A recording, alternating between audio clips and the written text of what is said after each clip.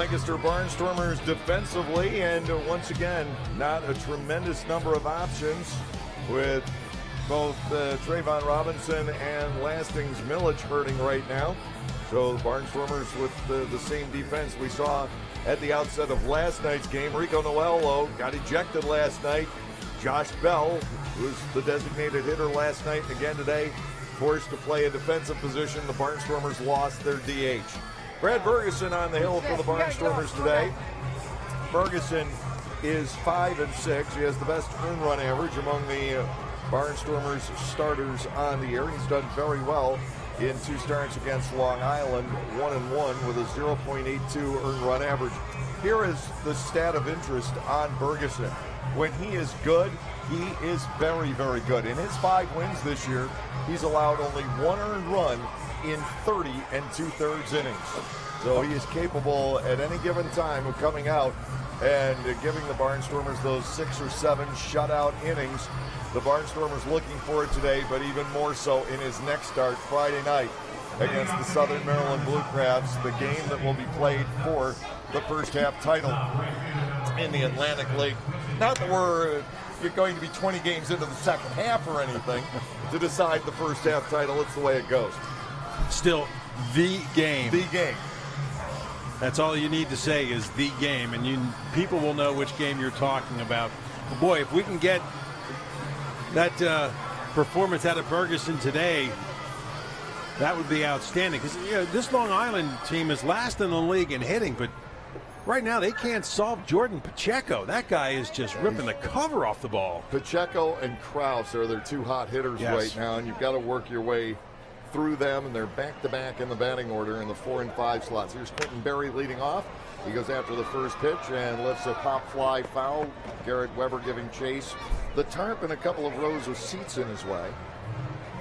1 strike, the count on Berry. Well, let's hope this tarp stays right where it is.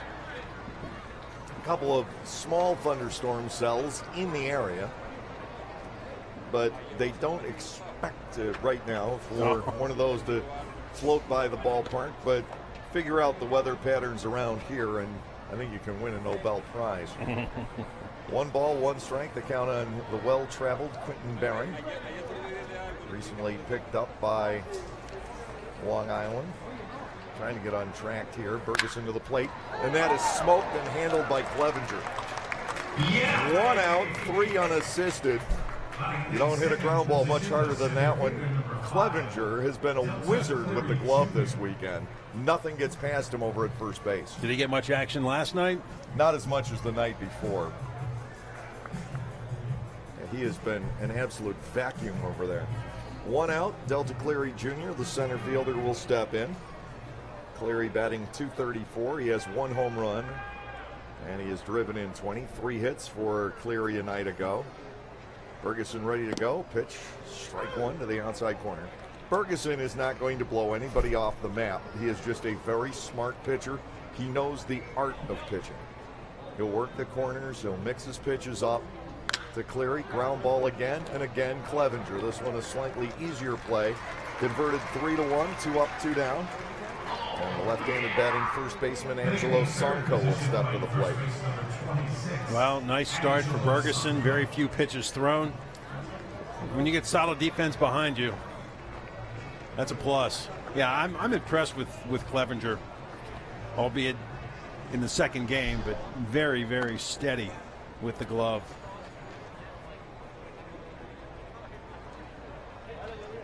Ferguson has to feel, hey, as long as I've got that guy at first base, I'll let him hit the ball that way. 2 up and 2 down. And here is Sonko. He had a double last night. 4 of his 7 hits against the Barnstormers have been for extra bases. Swinging a foul back here. No balls and 1 strike. Luckily, though, just hitting 146 against Lancaster this season. But when he gets a hold of one, he'll send it a long way.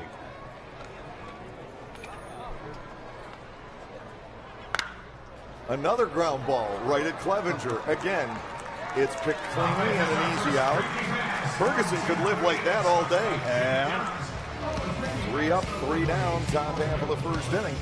And we'll go to the home portion. No score in our game today.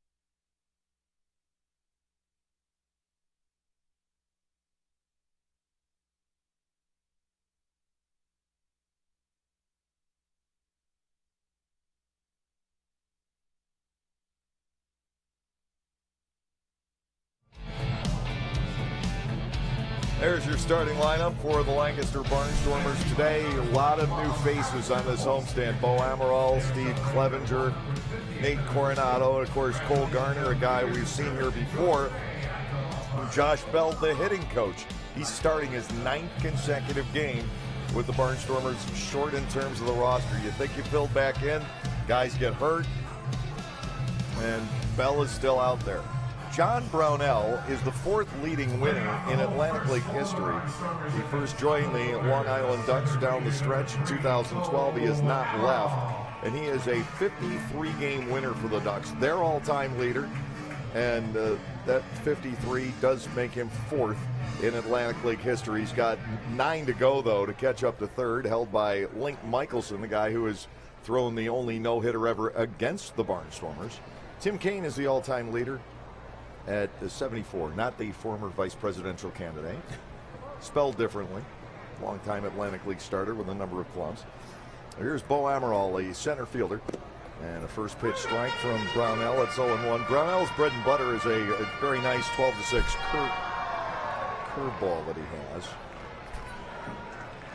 And he'll get out there and pound the zone, throw strikes. Inside Amaral, 1-1. But Brownell has not made an Atlantic League start in 2 weeks. Yeah. And he just came off the inactive list. He was the losing pitcher in the All-Star game. Did not have much fun that night at Somerset. Gave up 4 runs in his inning. Amaral with a swing and a miss at the breaking pitch. It's 1-2. Yeah, something's not right. Either maybe he just had a dead arm and needed a little bit of rest. That may be the case. 7-1 though this year for Brownell. 2.96 ERA. 92 hits allowed in 94 and a third innings. 1-2. Amaral goes down on strikes. 1 out. Second baseman Rico Noel coming to the plate. Noel at 250. A couple of home runs. So you're going to look at Brownell. And again, he's just going to move the ball around the zone. You've got 2 pitchers today who are very similar. But Brownell, if he's healthy and if he's back to 100%, he's a guy Kevin Baez likes to have out there for 7-8 innings at a time. He's thrown 13 innings in his 2 starts against the Barnstormers. To Noel. First pitch strikes is Warren Nicholson. It's 0-1. Yeah, he went 7 the first time back on May 28th. No decision there. And then went 6 innings on the 4th of July. So it's a guy that's going to eat some innings. Fouled off the third base dugout in the slick hands of Ross Peoples making the play. Why wasn't he an infielder? He was a very good pitcher. Well, and you look at the stats, and you mentioned about Bergeson when he is on. Of course, we've seen Brownell through the years. If these 2 guys are on their game today, we could be in for a good pitcher's duel. Well, the last time that Bergeson faced the Long Island Ducks, he lost 1-0. Brad allowed 4 hits and a run in 6 innings. Lou Ford got to him for an RBI double in the first. The Barnstormers managed 1 hit off of Matt Larkins the entire game. Here's a 1-2 on Noel. And that is strike 3 call. I forgot Nicholson, a guy with that delayed third strike call. He gets me every time the first called third strike of a ball game. I thought for sure it was a ball too. I thought he flinched. First baseman Steve Clevenger stepping in. Has 3 assists already on the day, or actually 2 putouts, 1 assist. Handled all 3 ground balls. First pitch missing. Ball 1, no strike. Sean Holton, the left fielder, waits on deck. I get deked by Nicholson every single time, and I never remember. I can see why. That is ball 2 to the Barnstormer first baseman. On the flip side, you got Fred DeJesus, who is right on it.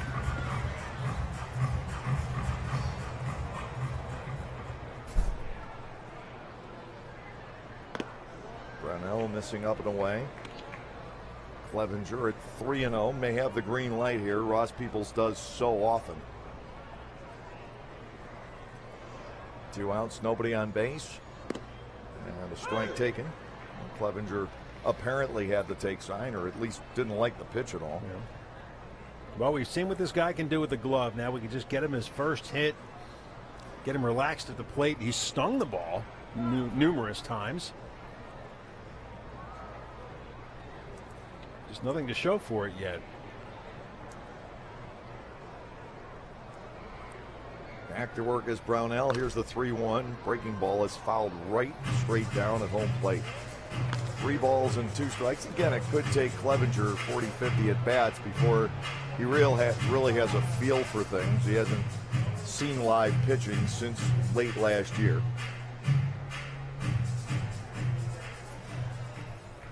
3-2 here. Brownell currently living in Omaha, Nebraska. He's from South Dakota. Payoff pitch. Clevenger pulls a ground ball, a soft one, right at Sonko. Both pitchers have a 1-2-3 inning at the outset, nothing across. We'll go to the second, no score.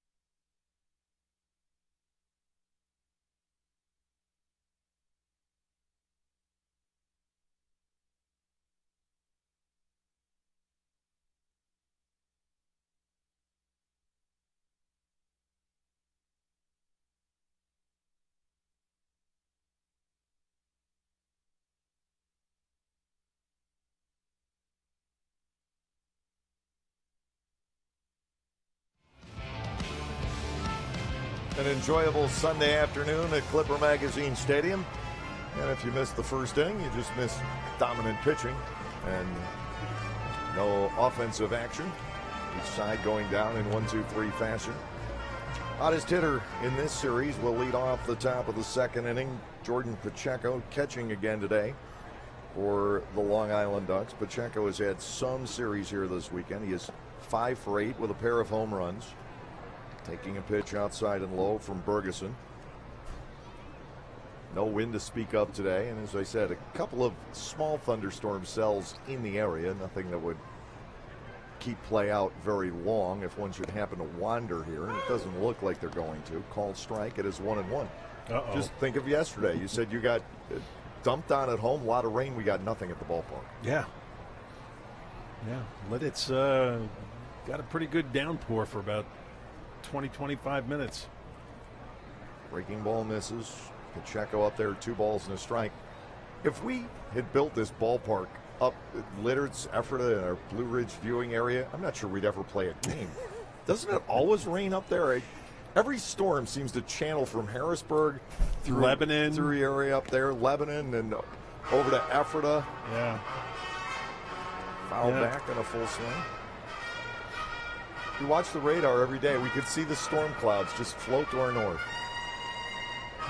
Pacheco on a big swing. Well, this guy's hit the Barnstormers not just in this series, but for the season. 379 this season. Rolled on the right side. This one will go to Noel. Hustling down the line, Pacheco, but not quickly enough. He's retired 4-3. Ferguson, 4 straight ground balls. That's a great way to start a ball game. Designated hitter Mark Krause will step to the plate.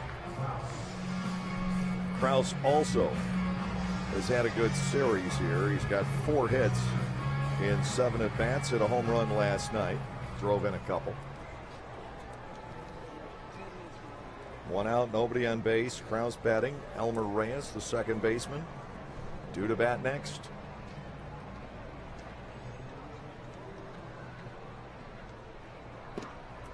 We've seen it this year in a lot of cases, not exclusively, but the pitchers who throw the best games are the pitchers who don't get a lot of strikeouts. Now, Larkin's against the Barnstormers, the one-hitter, and Reed that one night. Those are the exceptions. Those are the two big strikeout games we've seen this year. Second strike, it's nothing in two, but very often it's the guys who only strike out 2 or 3 batters that have stymied the Barnstormers, but we've also seen it out of guys like Ferguson and Lewis. Their lower strikeout games, sometimes they're their best games. The 0-2, sailing well wide. Well, you know, so many times we talk about pitch to contact and letting your defense do the work, and yeah, it's neat to see a dominant pitcher just overpower a batter, but it's a lot of extra pitches they have to throw. 1-2, ground ball again. This one to the shortstop, Coronado. Nate will set and make the throw. 2 outs. Well, the work's being spread out a little bit more here in the second inning, but still nothing but ground balls off of Brad Ferguson today. Elmer Reyes will come to the plate. And there's only really been one hard hit ball. That was the first one. Yeah. Barry nailed it at Clevenger's feet, and it was amazing that it didn't handcuff him. We'll get a look at Coronado. He's new here to the Barnstormers, joined us at the All-Star break, took the Sugar Land trip, and was the MVP of the series in Sugar Land. Hasn't done much here at home. Called strike on Reyes, 0-1.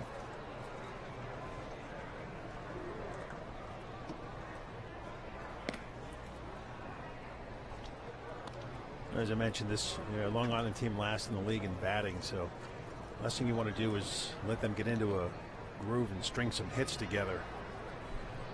But they've got a lot of historically very good hitters on their ball club. And they found a power surge here recently, too. 12 home runs in 8 games since the All-Star break and 15 home runs in the last 9 games. They've deposited a few up onto the deck in this series.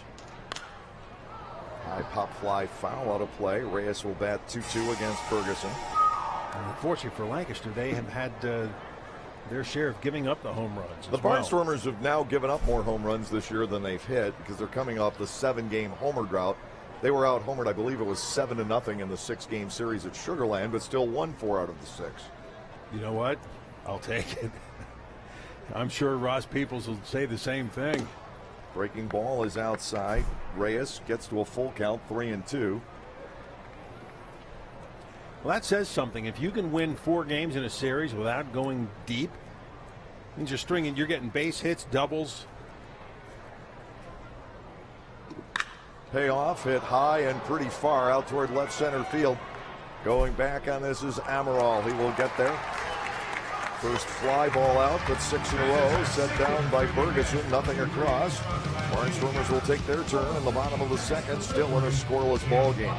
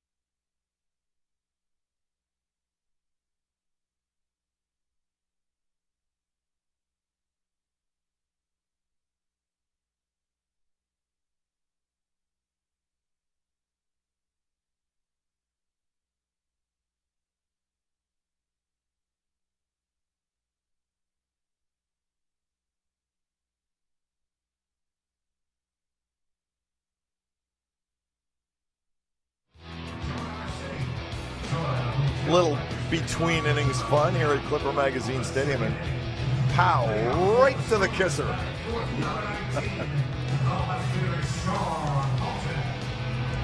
Oh, and then the pro wrestling slam. We had some action from everything. Could have thrown a little sumo in there, too. Sean Holton leads off the second. Holton, 258 for the Barnstormers, 16 home runs. Brownell ready to go. Breaking ball. Nicks the outside corner on the way through. It is 0-1. Holton, like most home run hitters, is streaky in that category. He does not have one since the All-Star game. His last was July 7th, 16 days ago. Now, this is a guy that we have seen left field, right field. He's at third base. He's at first base. Thank you. We get birthday cake. Where does he feel most comfortable? Has he told you? Holton, he likes, I think, playing third base the best of everything, at least when I've talked to him in the past, but he's perfectly comfortable at all four corners, really. Well, he plays all of them well. Guy you can move around. Brownell to the plate, 1-2 upstairs, 2 balls and 2 strikes, and you have to have players like that in this league. You've got to have maneuverability. You look at the bind the Barnstormers have been in lately in terms of personnel. If they've needed Holton at first base, he's been out there at first base. They've needed him at third, he's played third. Breaking ball, beaten foul. We stay at 2 balls and 2 strikes. It is Mike Reynolds' birthday today, the Barnstormers general manager. I think that's whose cake this is. We got some other folks celebrating birthdays. Our friend Tom Arnold is at a birthday party out in the picnic deck. 2-2. Holton stays alive, protecting the outside corner. Brownell got it once in this at bat, and Holton didn't want to take any chances.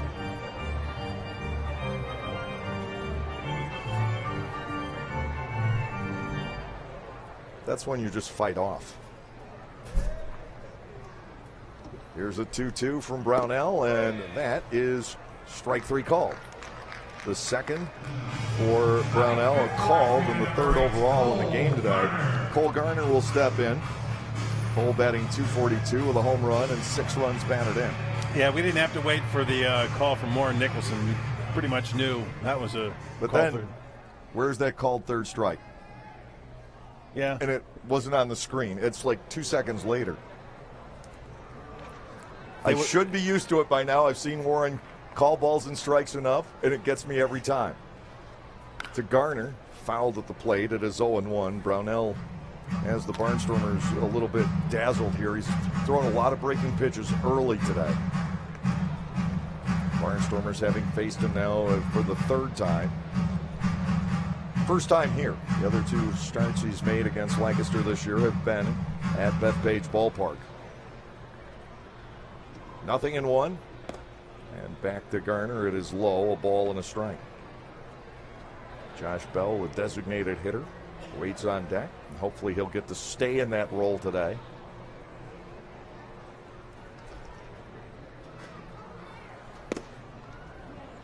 You had a chance to catch up with Garner? Yeah, it was my interview last night. Okay. Simply on the YouTube channel.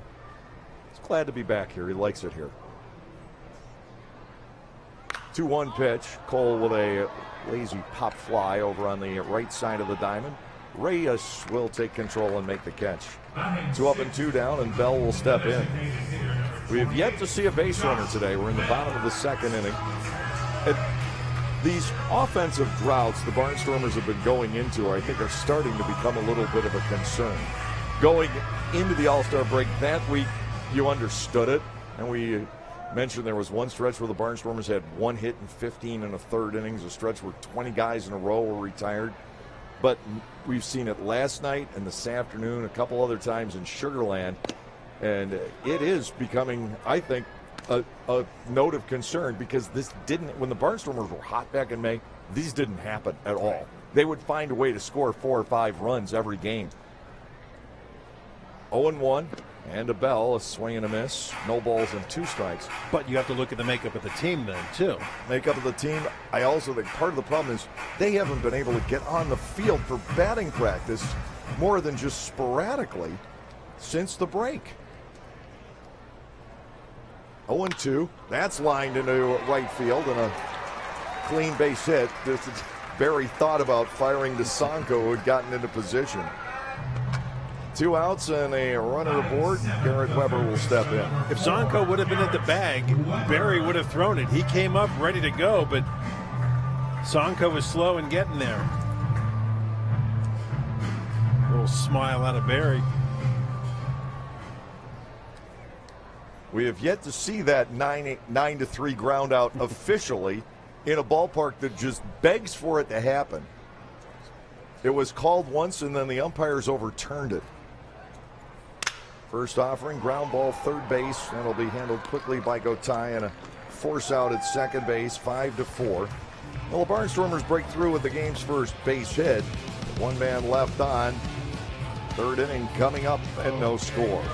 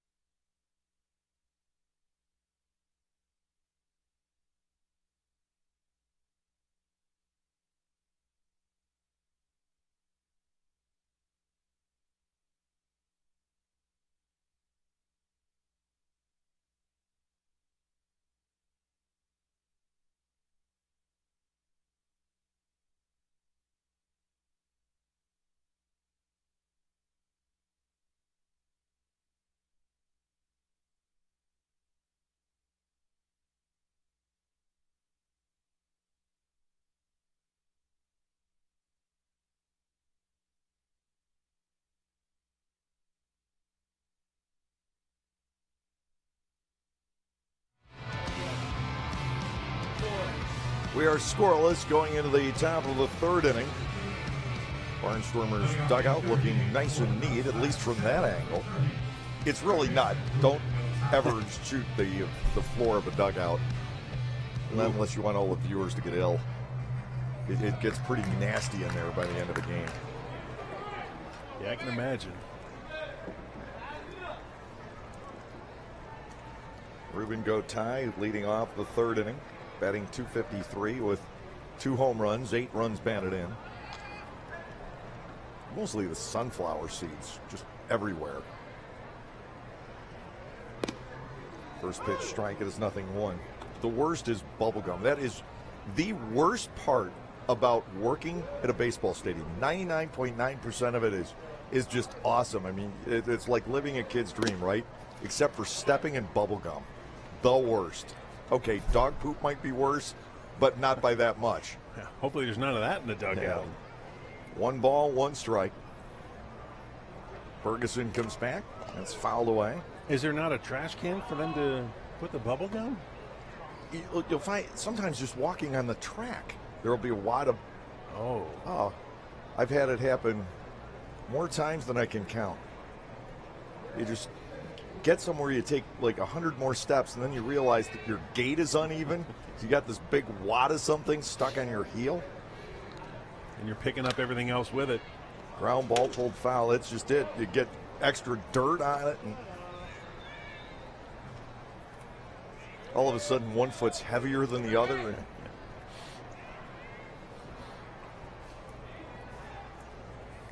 Gotay batting 1 and 2 here. Switch hitting third baseman in from the left side. Ferguson ready to go. The pitch is just beaten foul right at home plate. Nobody's getting much lumber on anything here. Number 6 hitters have Bell with a solid base hit to right. Reyes a fly ball to pretty deep left center.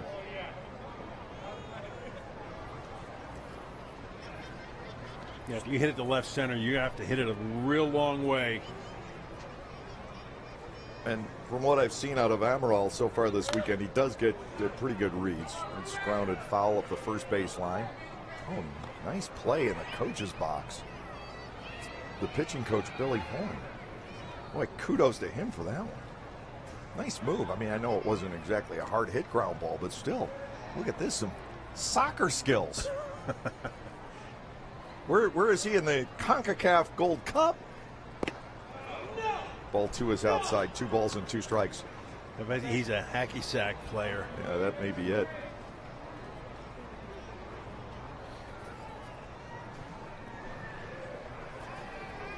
Two. I don't see that much of that anymore. Go tie up there for a 9th pitch now. 3 balls and 2 strikes. Back in the 80s, any team I was with, that was just a routine part of the day for a pitching staff. You even see it out in the parking lot at the hotel at times. Now it's video games. It's all video games. Non-stop, 21/7. They're out in the field for 3 hours. The other 21 consumed with video games. With hacky sack, you were using your legs and your knees, some dexterity, keeping loose. Ferguson with the payoff. Hard hit ground ball. Foul. We go to pitch number 11. We had an at bat at Sugarland. Jarrett Leverett against Derek Miller that went on for 14. Wow. We'll see if we can top that here. Ferguson working to go tie again. 3 balls, 2 strikes. And the payoff finally got him on a foul tip. 7 in a row for Brad Ferguson. One away. Anthony Vega, the left fielder, coming to the plate.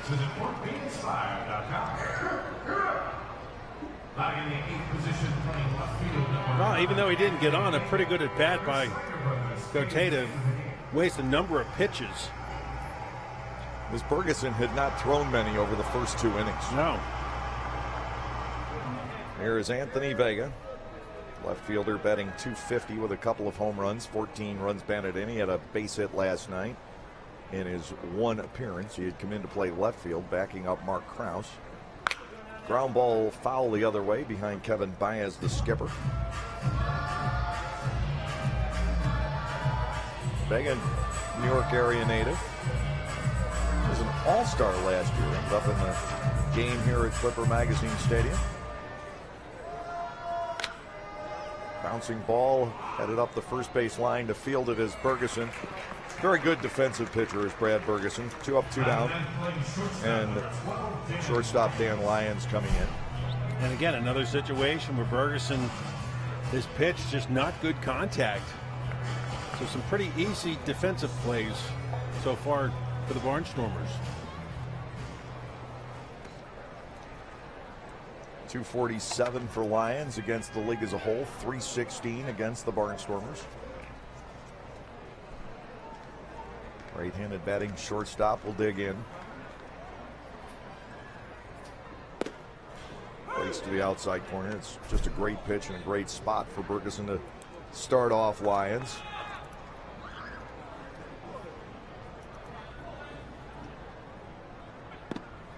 And that locates the inner part of the plate. Boy, that's nice. Go out, go in. Now, those are 2 just great pitches. Yes. You can't do it much better than that. And it's not the 2 pitches separately, it's the 2 pitches combined. 0-2 off the outside corner, but that will make Lions think. This is still a very good sequence for Ferguson. 1-2. Brad works at a very good tempo. Gets a little grounder foul. Yeah, and again, we mentioned it numerous times, but the communication with he and De La Rosa too. De La Rosa knowing what pitch is working for Ferguson and vice versa. When these 2 are on the same page together, yeah, good things are going to happen. 1 ball, 2 strikes, 2 outs. Breaking ball got him, a swing and a miss. 9 in a row for Brad. That includes 2 strikeouts this inning. Nothing across. We'll go to the bottom of the third in a scoreless tie.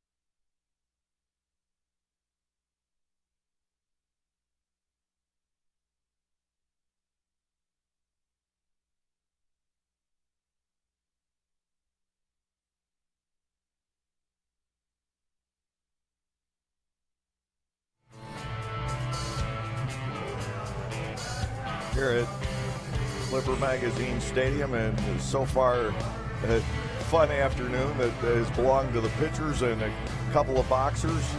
And right now the Cowboy Monkey Rodeo. Billy Horn showing some dexterity skills, and there you see a monkey on a dog herding goats. And apparently Delta Cleary Jr. at one point, as he was right in the mix. All the action out there in center field. Yeah, poor Delta, he didn't look like he knew what to do. Yeah. Just stand still. I got goats and monkeys riding dogs all around me. Where do I go? That's always a fan favorite.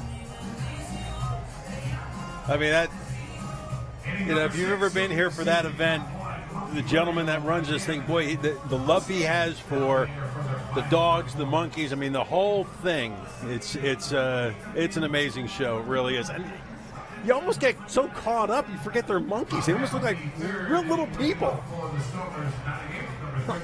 Anderson De La Rosa leading off here in the third inning. He was held hitless last night after a couple of RBI doubles here on Friday. 20 doubles for the year for De La Rosa, batting .264.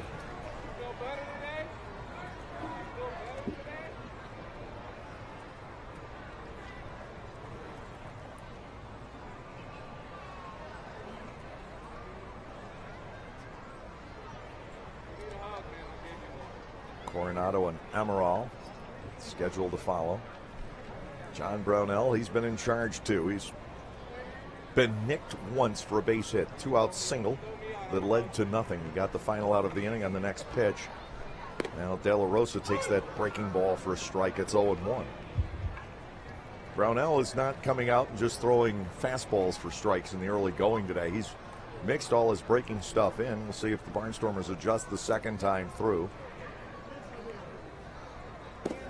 But to some degree, Ferguson has as well, because their pitcher's facing the opposition for the third time this season. De La Rosa batting at 1-1. Brownell comes back. Off the mark, slightly there. 2 balls and a strike. De La Rosa, Venezuelan from the city of Barquisimeto, which I had only heard of otherwise in bowling circles. It's one of the all-time great bowlers is from Barquisimeto, Venezuela. But outside of that, wow. I wouldn't know. 3-1. I didn't realize you were such a bowling aficionado. Oh, I am. That's my other sport. Really? Yes. strange as that may seem. 3-1, but when you're from Rochester, New York, what else is there to do in the winter? Breaking ball for a second strike. It's 3-2. You bowl and you go to Rochester Americans hockey games. That's what you do in the winter up there. At times, right in the depths of winter, you could ice skate outdoors. But you'd have to have a really cold winter for the ponds to freeze over enough. Line to left, down the line. Could be extra bases again for De La Rosa.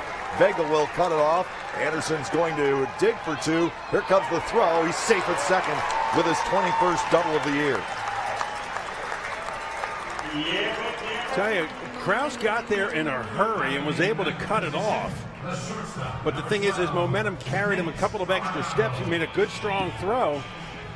But De La Rosa's still there to get into it.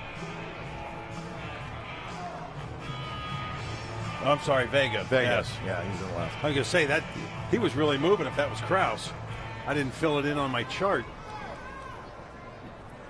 Well, here is Nate Coronado looking at the very minimum here to get De La Rosa over to third base in what has started off anyway as a pitcher's duel today.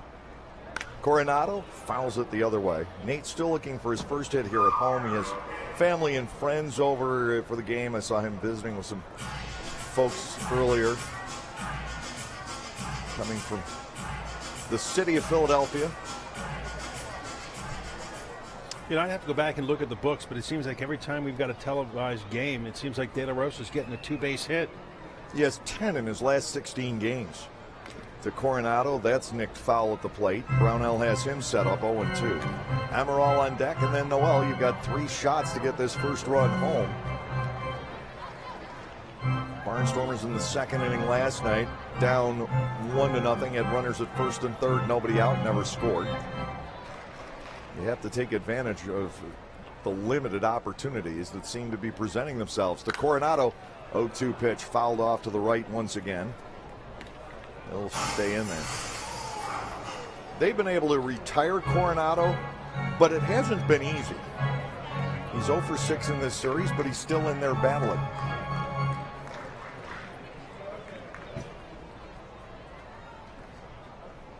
No balls, 2 strikes, the continuing count. Nate had 2 doubles and a very long triple in Sugarland. Brownell with the 0-2, bouncing it home. De La Rosa's going to dig for third. Here's the throw. They won't get him. It'll be a wild pitch. Boy, that's just a tremendous read by Anderson De La Rosa. You know, he's a catcher not necessarily known for his speed. He recognized that the best Pacheco was going to be able to do was bounce that, and he blocked that off the chest protector. He took off and was able to beat the throw to third as the ball trickled up the third baseline. Yeah, nice block by Pacheco. The only thing is it just ricocheted up and then started rolling down the third base line. And you mentioned a great read by De La Rosa. Now we just need a fly ball to get him home. 1-2, the pitch, and that is driven out the left. Vega going back, it's over his head, and out to the wall. Coronado to second with an RBI double. The Barnstormers take a 1-0 lead. His first hit here at home. And that's the way he was swinging the bat in Sugarland. Glad the home folks have gotten to see it for the first time. Now 9 for 24 with 4 extra base hits and 6 runs batted in. Yeah, and he put a charge into that ball. He had no chance of getting to that one. You could see he just turned and thought, okay, I got to play it off the wall. That was hit on a line. Bo Amaral will get his second look at John Brownell. Coronado, the runner at second base. And Nate runs fairly well, too. He's a bigger guy. Had a couple of stolen bases in Sugarland. Amaral looked like he was showing bunt there initially, but just takes the ball outside 1-0. Yeah, and you're right. Against a guy like Brownell, who's going to be tough to score some runs on, you get opportunities. You've got to cash in on them every given chance.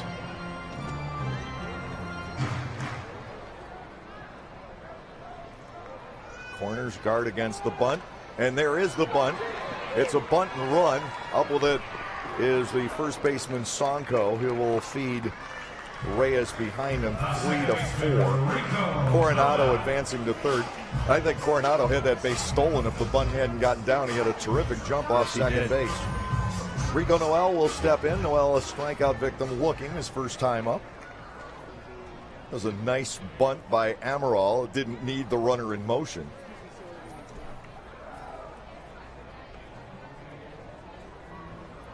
Now Noel will bat against the drawn-in infield. Brownell to the set. Here's the pitch. Rico takes a strike at the top of the zone. It's 0-1. Noel has struggled against right-handed pitching. He's 4 for 9 now, driving in runners from third with fewer than 2 outs. 0-1 pitch, taken low. Ball 1, strike 1. Yeah, he seemed to have cooled off a little bit. You know, thing is, not really in a position to get a day off because of the fact that you got these guys injured. Barnstormers are still on the hunt. They need at least one more position player. 1-1, Noel jumps out of the way. 2 balls and a strike. And I said this when we were on the last road trip. They were owed a player by the Sugarland Skeeter still for Kevin Aarons. Ground ball rolled to third. This will not get Coronado home. Throw fired across. 5-3, and now it's up to Clevenger. But Sugarland, at whatever time Lance Zawadski is ready to come back, is going to have too many players. They have a full slate, and they've got Zawadski maybe a week away from getting back from his quad injury, so I don't know if there's going to be the possibility of getting an infielder back from Sugarland or not. Hasn't really been discussed, but it's an idea that's out there. Strike on the outside corner to Clevenger. 0-1. Are you thinking of anybody in particular? Not really. Oh. Because the problem is most of those guys are going to want to stay down there, and you really, if you trade a player in this league, it's got to be somebody who's going to want to play in Lancaster as opposed to down there. And you have Aarons is from Houston, and Josh Prince is from Louisiana. Zawadski lives in San Antonio, and on. And Brian Pounds is from Houston. Clevenger bats 1-1, and he takes ball 2 down and away. Sean Halton is on deck. Barnstormers have grabbed the lead. Back-to-back doubles by De La Rosa and Coronado around a wild pitch that became insignificant.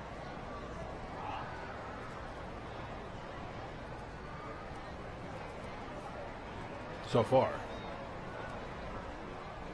2-1. The hook misses. 3 balls and a strike to Clevenger, seeking his first base hit of the series. Barnstormers had 9 hits on Friday, 3 last night, 3 here today. Clevenger pulls it foul on the ground. Jared Leverett wants nothing to do with that one. 3 balls and 2 strikes. What is that? He's a big dog.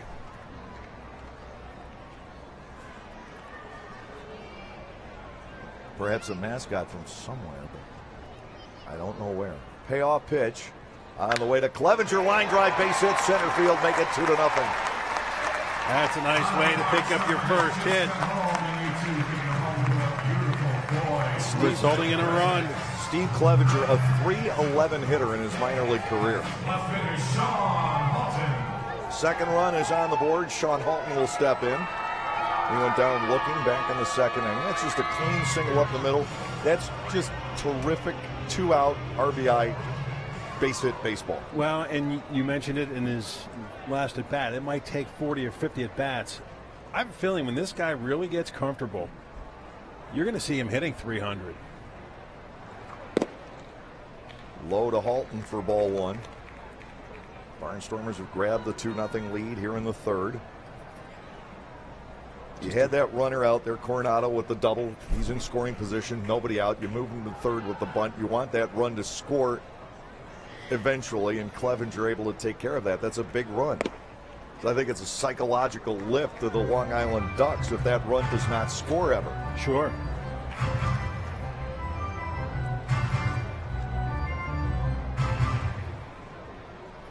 Little soul patch, but a very long one for Mr. Brownell. Ball 3 outside and low, 3-0. This guy's been so good for the Ducks over the years. Pitcher of the year at one point here in the Atlantic League. At a steady 10-game winner. Strike to the outside corner, 3-1. And you love having a guy like Brownell, like the Barnstormers had with Dwayne Pollock for a couple of years. He's so reliable, start in and start out, and it just helps to stabilize a pitching staff. You feel comfortable running relievers out there the game before because you know you're going to get 7 or 8 from this guy. Halton with the walk, and Cole Garner stepping in with 2 men on board. Though there may be a little bit of concern about Brownell at the moment because he hasn't pitched since the All-Star game, got roughed up there. His last start in the Atlantic League a couple of weeks ago today, pitched very well. Kevin Baez is going to come out and talk to him. He's had a fair share of pitches this inning as well. I have him for 27. Barnstormers leading by 2, and Cole Garner is hoping to spin the dials and increase the number.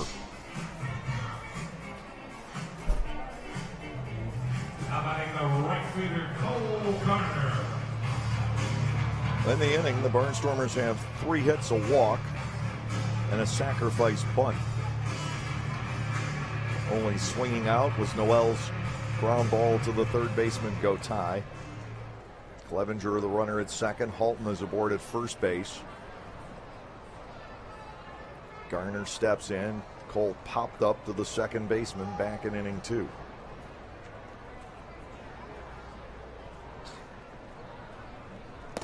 First offering is low. JB's on deck.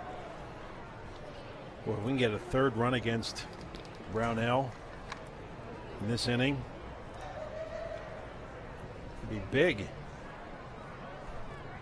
The set, and a Garner 1-0. Looper out the left field, charging in Vega, and he is there to make the play. He was playing surprisingly shallow against Cole Garner, and he was able to get there and turn that into a relatively easy out, but it's 2 runs on the board. The Barnstormers strand 2, and at the end of 3, 2-0 Lancaster.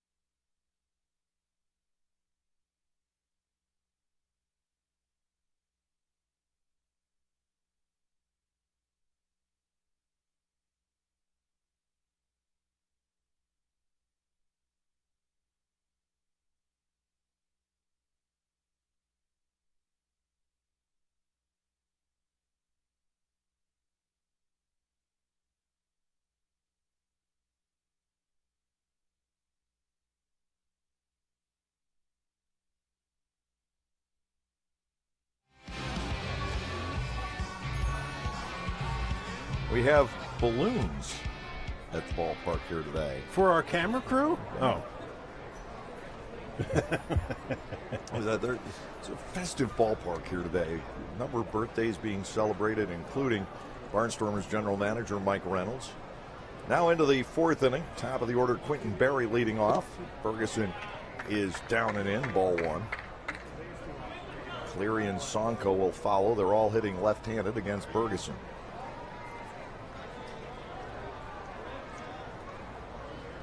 Brad's gotten the first 9, but he falls behind Berry 2-0. Trying to mix it up the second time through the order.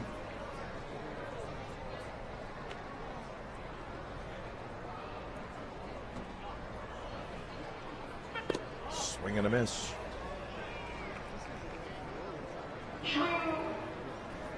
Ferguson would like to get his earned run average below the 4 mark today.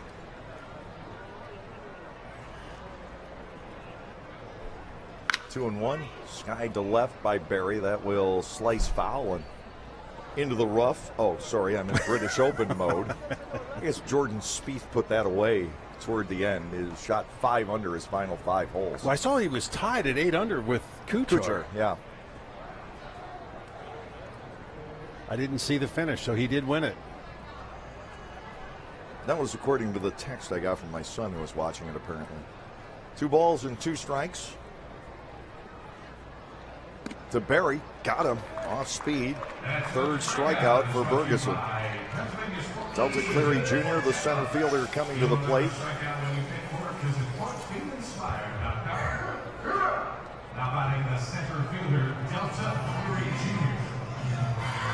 I don't know that pitch was necessarily where Ferguson wanted it, but it was effective. You know what? If it results in an out, Ferguson will take it. Take it and move on. Yeah, absolutely. First offering to Cleary, right to the outside corner, 0-1. I mean, when you go through the first 9 pretty well, that's a good sign. Ground ball right side. Noel is there. 4-3, 2 outs here in the 4th. Angelo Sonko to the plate. Sonko slapped out to Clevenger back in the 1st inning. Only 1 ball to the outfield so far for the Long Island Ducks. Yeah, Ferguson just really seems to be in a nice flow. Good control of his pitches. And hopefully he keeps that going until Friday night. He threw 5 shutout innings against the Sugarland Skeeters back on Monday in a 10-0 Lancaster win. Gave up 4 hits, didn't walk anybody, and struck out 2. To Sonko, high pop fly out toward left field. Charging in is Halton, still coming. He will be there. 3 up, 3 down for the 4th straight inning for Brad Ferguson. We'll go to the bottom half of the 4th. The Barnstormers with a 2-0 lead.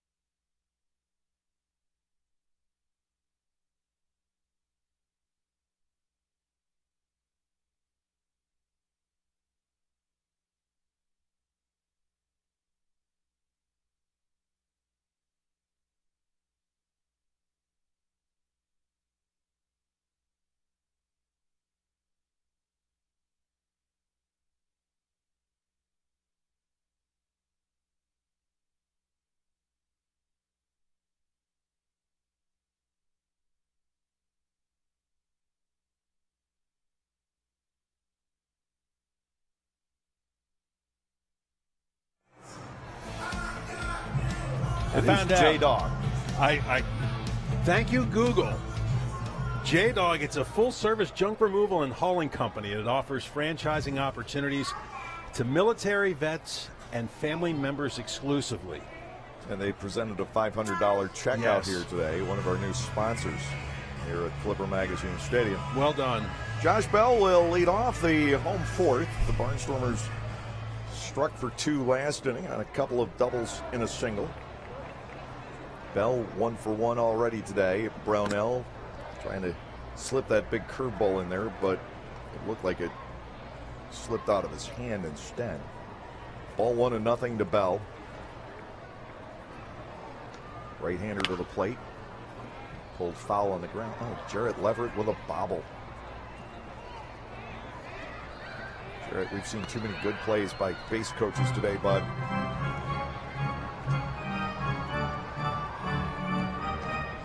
And the worst thing is now we've got it on video. Outside to JB, 2 balls and a strike. Just kidding, Jarrett. We love you. It's not your job to handle ground balls in the coach's box. 2-1. Bell gets into one, driving it out toward right center field, but he didn't get all of it. And fading back is Berry to make the catch. 1 out. Garrett Weber stepping in. Pretty good ride. Just didn't have that clean, he was off distinct balance. sound. Yeah, he was off balance.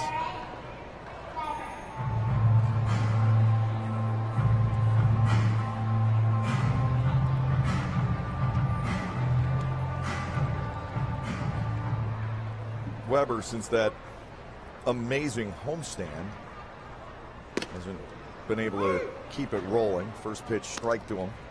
It is 0-1, but he'll forever be remembered as the guy who got the Barnstormers to that playoff game on Friday night. Second strike. Brownell owns that outside corner, just running it across the front edge. And since that walk-off home run, Weber's only 9 for 49 and has not hit another long ball. Brownell with the 0-2 fastball upstairs. But during that stretch, in your years here in Lancaster, have you seen anybody go on a tear like that? 6 home runs on a homestand, 14 for 21, a 3-homer game, a 2-homer game. And then one of them being a walk-off. And, of course, capping it with the walk-off that got the Barnstormers into, in essence, a playoff game. It's technically not a playoff game, but it might as well be. It's a play-in game. It's going to have the feel of one, that's for sure.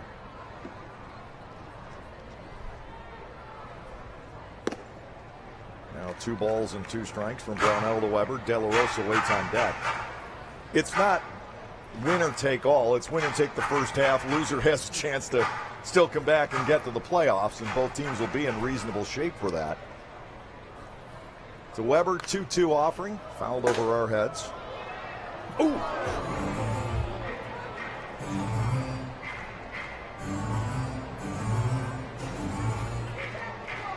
1 out here in the lower half of the 4th inning.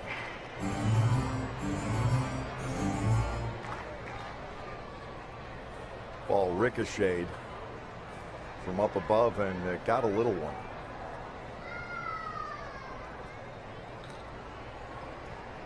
Two balls, 2 strikes.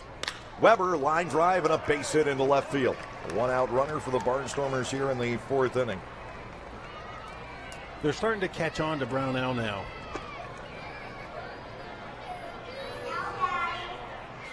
The 5th Barnstormers base hit of the afternoon. Anderson De La Rosa will come to the plate. De La Rosa with a double and a run scored back in the 3rd inning. Well, that's unfortunate. You sit behind the net to stay protected, and the ball comes back from up above. It ricocheted off the fascia signs.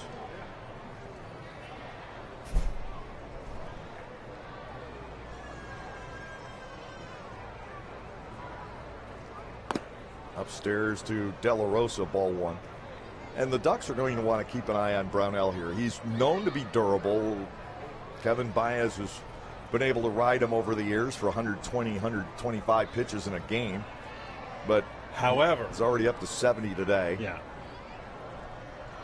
1 ball, no strikes, and it's away and low.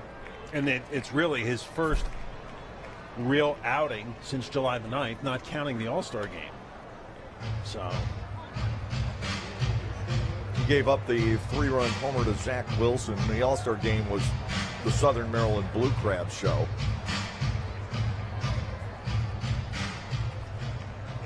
De La Rosa batting 2-0. Coronado's on deck. Brownell comes set, and it's ball 3.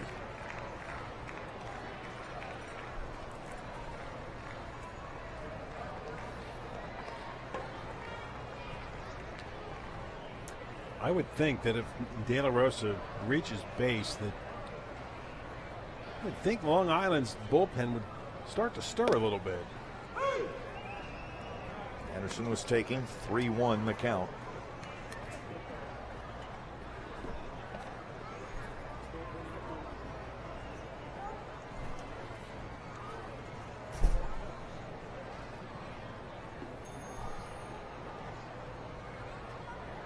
Weber stays put, and it's ball 4. Second walk issued by the Long Island right-hander here today. And that is officially pitch number 72. Apparently I got ahead of myself a little bit. Nate Coronado's going to bat with runners at first and second and 1 away.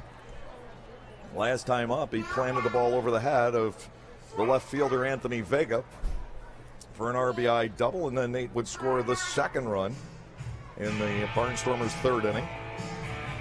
He has a chance to add to his own and the Barnstormers' coffers today.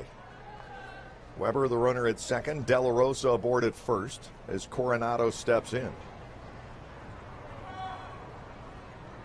Brownell, that big curveball, he can't spot that pitch right now, and that costs him because it's so good when he's throwing it for strikes.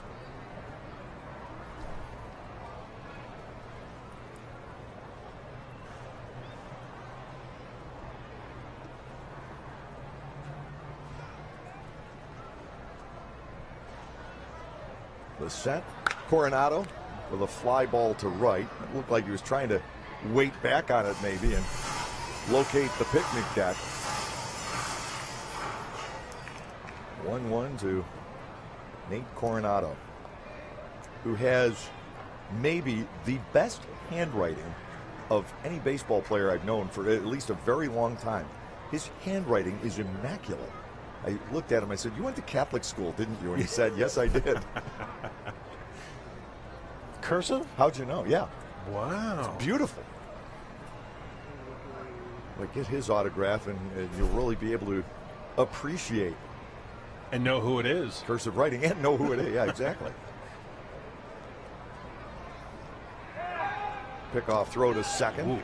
And Weber able to get back in. Not with as much room as he may have thought. That was close.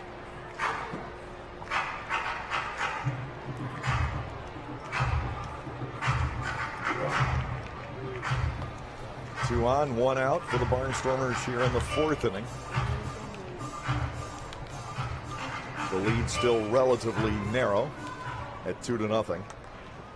Boy, to get runs in back-to-back innings against Brownell.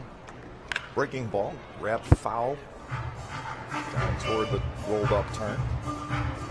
Brownell's ahead at 1-2. Bo Amaral waits on deck. Headed Camera crew toward being the camera. tested. Headed toward the camera well. Now, if one of the cameramen or women makes the play on a ground ball, that's skills. Yeah, it is. Got to get that hand off the camera quickly. Coronado awaits the 1-2. Brownell to the plate, dances it outside.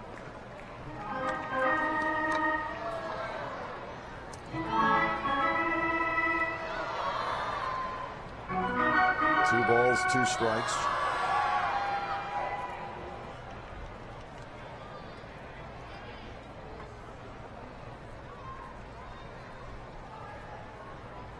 Brownell sets. Here's the pitch. Creamed but foul, scattering the Long Island bullpen.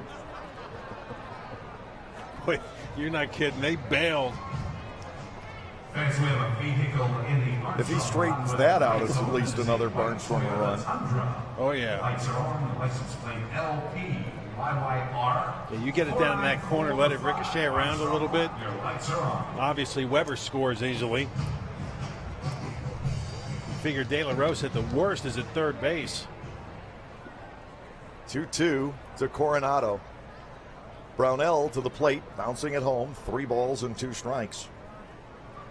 With Coronado at the plate, it may be risky to start the runners here, but I'd be inclined to. Brownell had 3 strikeouts to the first 4 batters today, and not one since. Weber at second, De La Rosa at first. You only have your fastest guys out there, so a third strike could result in a double play. Brownell working out of the stretch. The runners do go, and there's a ground ball to the shortstop. They may still get 2 out of it, and they're going to. Even with the runners on the move, Coronado bounces into a 6-4-3 double play, ending the inning. No runs, 1 hit, no errors, and a man left. We'll go to the 5th. The Barnstormers still up by a pair. All right.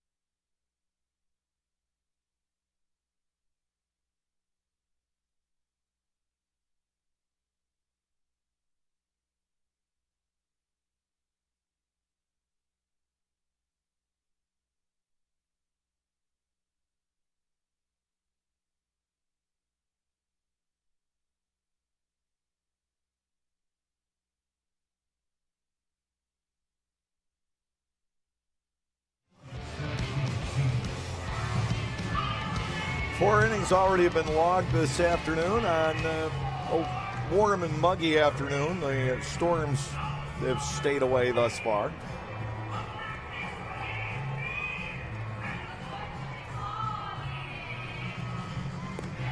Great day to be at the ballpark. Way to spend a Sunday afternoon. Warm and humid, but again, thank goodness for the clouds. Because if that sun was out, it would be really toasty.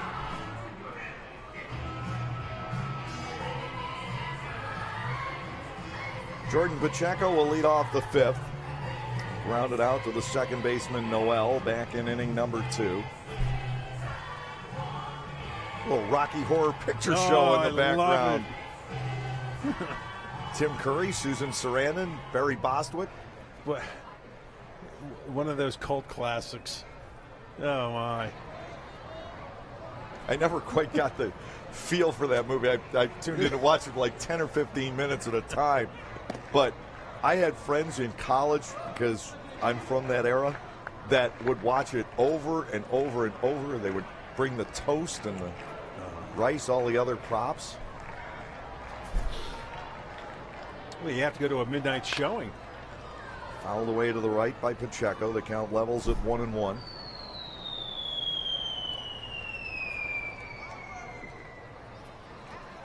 Yeah, the first time you see it, you're like, what? You got to watch it a couple of times.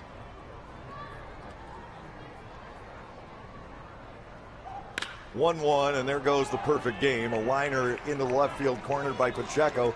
Good cutoff by Halton. Strong throw heading in. It's a little bit offline. The tag applied, and they got him. Oh, my. Pacheco didn't slide in. And Noel able to apply the tag. It's a base hit. The out goes 7-4. And one out here in the fifth inning, and who knows how big that out will be. Yeah, I don't know why he wouldn't have slid. John Grasso ringing him up, one away. Designated hitter Mark Krause coming to the plate. Noel ejected from the ball game last night when he thought he got a tag, didn't get the call. Well, wow, really close, but A scrape, yeah, one way or the other. Mark Krause taking a strike at his 0-1. If he slides, he's in safely. Halton did a terrific job on that play, getting the ball, keep it from getting to the wall, and then a strong throw, even though it was a little bit offline. Next delivery, a fastball missing. Krause is up there 1-1. And Noel was ejected. Why last night? Arguing that he got a tag on at second base, but look at the great play turned in by Sean Halton. You don't know what that's going to lead to in a game. Ball 2 is outside to Krause, 2 balls and a strike. That base hit takes a little bit of pressure off Ross Peoples. Yeah. Because I don't think he wants Bergeson going all 9 innings today, but my gosh, he had retired 12 in a row.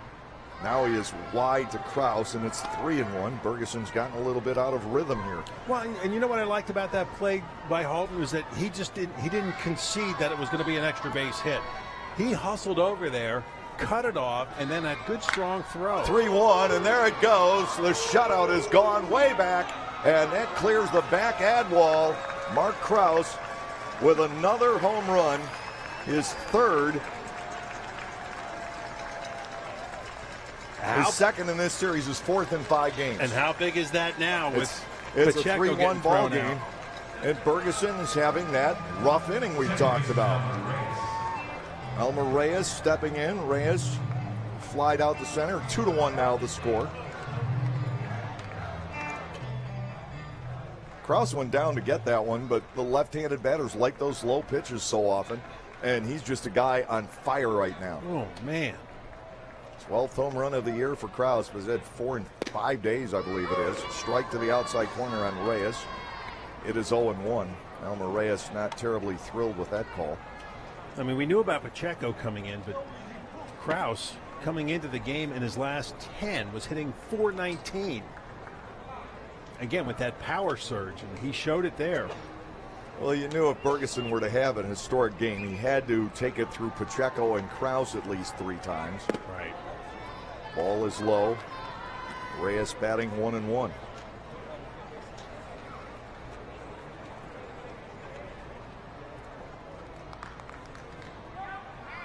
To the plate, and that's driven down the right field line, slicing and foul, but not by that much. That could have been an extra base hit. Reyes coming back at 1-2. Bergeson had allowed one reasonably hard hit ball in 4 innings, completely mastering the Long Island Ducks, and now here in the 5th, 2 loud base hits and a fairly loud foul ball. 1-2 to the right-handed batting Reyes. Bergeson twirls it home. That's hit back in the direction of the mound. Bergeson on it quickly. Boy, he's good defensively. He's in that Greg Maddux, Jim Cock mode. Arguably the 2 best fielding pitchers ever. I mean, quickly off the mound. Pick it up, quick release. Yeah. You can help yourself so greatly by being a good defensive pitcher. 1 out. Ruben Gotay, the third baseman, stepping in, a strikeout victim back in the 3rd. Now, hopefully we've gone through the rough patch for Bergeson. To the outside corner, a strike on Gotay. Lancaster will get the top of the order up in the home half of this inning. Ground ball sharply hit, and there's the vacuum known as Steve Clevenger at first base. Good heavens, he's impressive. 2 outs. And Anthony Vega stepping in. Oh, 3 outs, pardon me. That is the third. Forgot about the one on bases. 1 run, 2 hits, no errors, nobody left. Bottom of the 5th coming up, it's 2-1.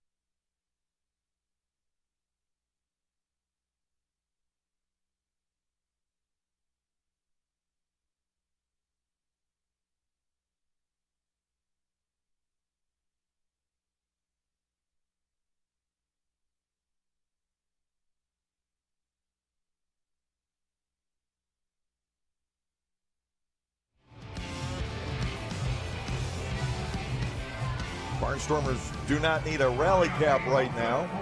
At a 1-run lead going into the bottom of the 5th inning. They'd like to be able to extend that lead here. They missed on a chance in the bottom of the 4th. And then Mark Krause unloads the home run deep to right center field in the top half of the 5th inning to cut the lead in half.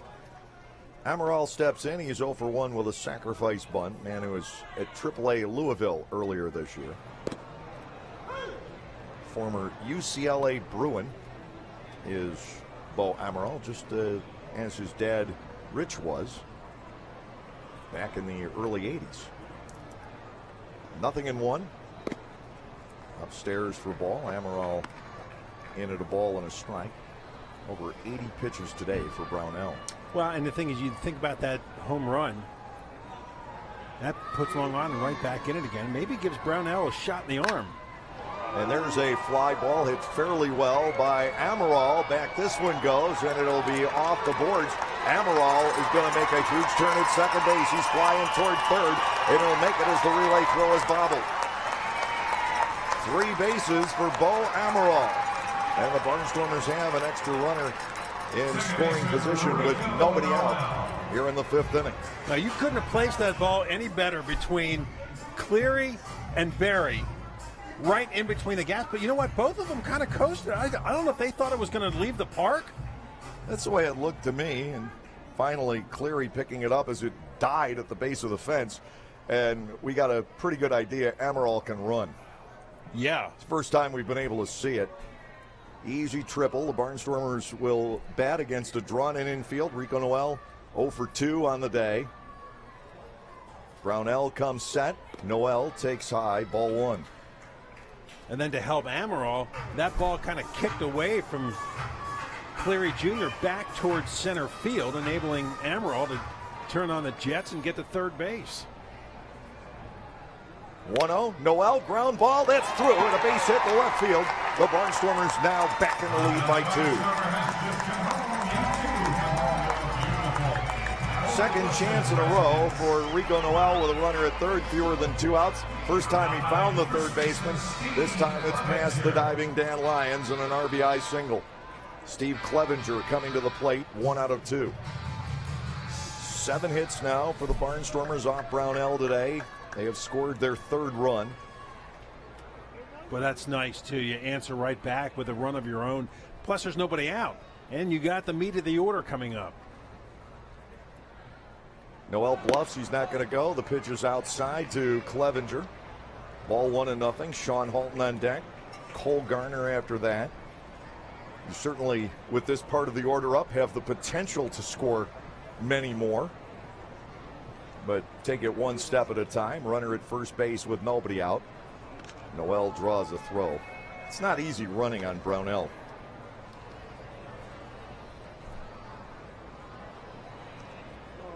One ball and no strikes, the count to Clevenger.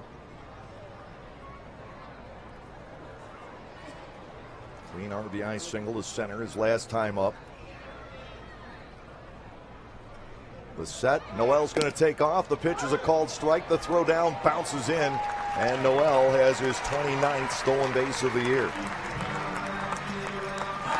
Clevenger took the strike to let him grab second base. Pacheco had a shot, as Brownell does hold runners well. If that ball stays low into the glove of Lyons, then you might have an opportunity to lay the tag on. It's like he didn't have a real good grip on the ball. As you can see, it hopped up there. Noel's going for third. The pitch is popped up on the left side. Lyons going back. Coming in is Vega. He'll make the catch. Throw into second base. Will not get Rico. Talk about a lot of activity on one play. Noel had third base stolen. He had an incredible jump. He was almost there when the ball was popped up, and then you want to talk about putting on the brakes and racing back in. Able to do that. Here is Halton, who was struck out and walked. Luckily, that thing was hit sky high. Enough, yeah. Yes. It was Vega, the left fielder, making the catch there because he had a better angle on the throw to second base, and that's why the Ducks decided to let the left fielder make that play. Halton batting with the runner at second and one out now. There's a pickoff throw into second base. Noel back standing. Reporting, everybody. Reporting, everyone. Darian Sanford still leads the league in stolen bases, and he has been gone over a month. Bueller. All the intent now in the direction of Noel at second base. Halton, the forgotten man, in the batter's box. Noel is now second behind Sanford. Sanford 33, Noel 29. Phil Atlantini had to head home for a little bit, so he's on the inactive list. He's third with 28. Hard hit ground ball, but foul. One strike to Sean Halton. Brownell is a guy who, All-Star game notwithstanding, is not prone to giving up the big inning. You can get your hits off of John, but he very rarely gets exploded. The Barnstormers have maybe gotten 6 runs off of him in 6 innings a couple of times over the years. He just doesn't blow up. 0-1 to Halton. Noel just teasing him out there at second base, and finally timeout is granted. How much longer? Well, and the fact that, Brownell might be starting to tire a little bit. Yeah, with no out there dancing around, it's going to get into his head. One strike to Halton. Garner on deck.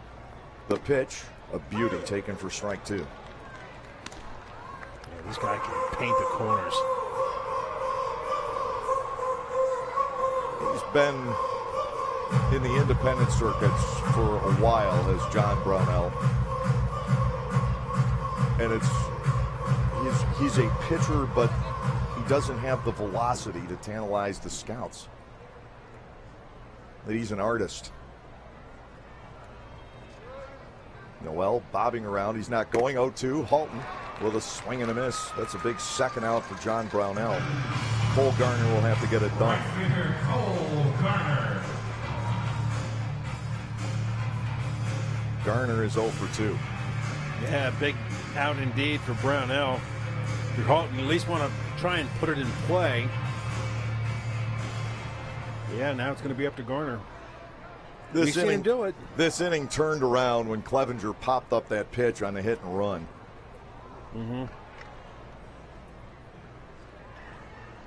Could have been disastrous. Garner still has a chance to pick up a runner here. Beautiful breaking ball for a strike. It's 0-1. Brownell's had a lot of success against the big right-handed hitters in the middle of the order. They haven't done much. Extra base hits from De La Rosa, Coronado, and Amaral around the perimeter. Garner will back away. Besides, if you're a Barnstormer, you're not allowed to have a lengthy hitting streak. Halton, the longest on the ball club at 5 coming into today. It's just not allowed. Somehow this year it's illegal. One guy will get hot for 5 or 6 games and go for the next 2. Somebody else will pick it up. Garner bats at 0-1. Brownell breaking ball hit down the right field line. Back it goes. Barry looking up, and the walls will not contain it. It's off the 10th, a 2-run home run. The Barnstormers lead it 5-1. Cole Garner knows how to play Clipper Magazine Stadium. It's his second long ball of the homestand. 5-1, Barnstormer lead with Josh Bell to step in. Welcome home, Cole Garner. We've missed you. He's gotten the power to hit it out to left on the hill. We know that. I don't know that the timing is there quite yet to do that. Garner has had, that's now his 5th extra base hit, and even in Sugar Land, most of them were to right field. It's a Bell, it is low. Ball 1, no strikes. The Barnstormers up by 4. There's something about 5-1 in this series. Yeah. Final score of the first 2 games. Bell fouls it back for a 1-ball, 1-strike count. 1 going each way.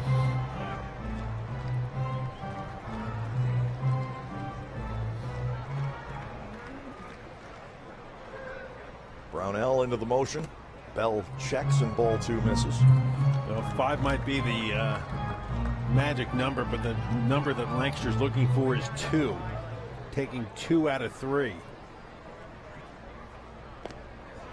Bell can't hold on the swing, and it's 2-2. The Barnstormers always set out a goal to win every series. Amazingly, they have not swept a series at home all year. Almost. They have won at least 2 games in every series except for that last one against York here.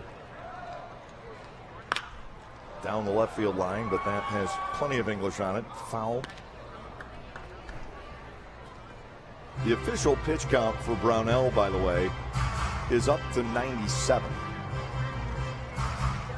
I'm really surprised they kept him in that long. Because he threw a lot of pitches in that 3rd inning. Ran into some problems in the 4th inning. 2-2, taken below the knees, a full count. Weber on deck. And action in the Long Island bullpen. Wind started to blow in here, too. Or out toward left, and I think that's just a function of having some storms around. Popped up, 3rd base side. Giving chase, go tie over toward his own dugout, leaning in, just not enough room, and his teammates will brace him to make sure he doesn't take a nasty spill. He was close to flipping into the dugout.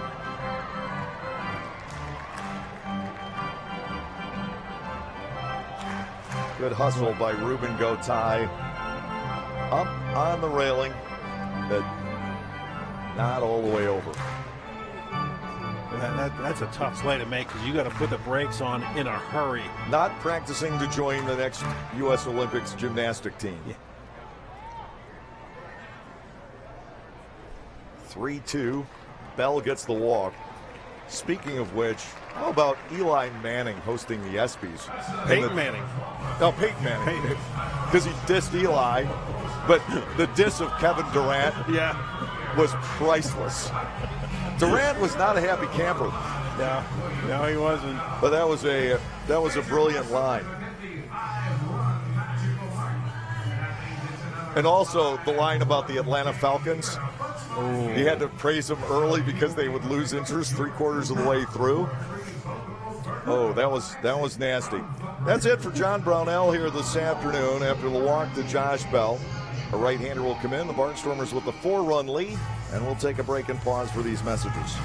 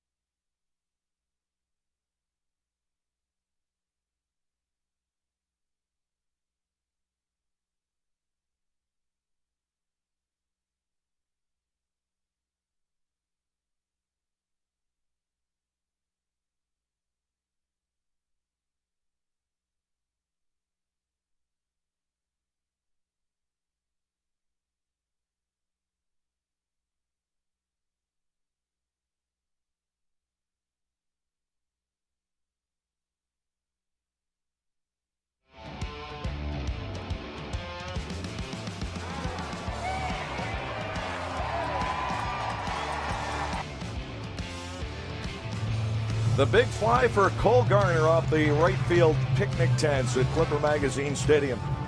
Building a 4-run lead for the Barnstormers, and now Rob Rogers into the ball game. He is local from Islip, New York. 6 feet tall, 205 pounds, 26 years of age. Digging in against him is Garrett Weber, who's 1 for 2. Josh Bell, the base runner.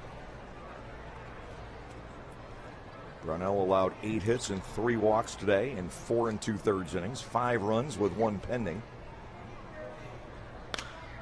Weber driving a foul off to the right, make it 1-1. Hitters get into a groove, but all it takes is one pitcher to get you out of your timing and out of that comfort zone, and you have a little bit of a difficult time rebuilding it. It's what makes this game so incredibly difficult. Fastball lights up the outer part of the plate. Weber trails 1-2. Anderson De La Rosa's on deck. Which makes it even more impressive when you got somebody that can do it consistently year in and year out. 2-2. I think it's just a matter of how quickly you can find it again. Yeah. After somebody sort of knocks you off that perch. Whether it's a knuckleball or a sidearm or a breaking ball specialist.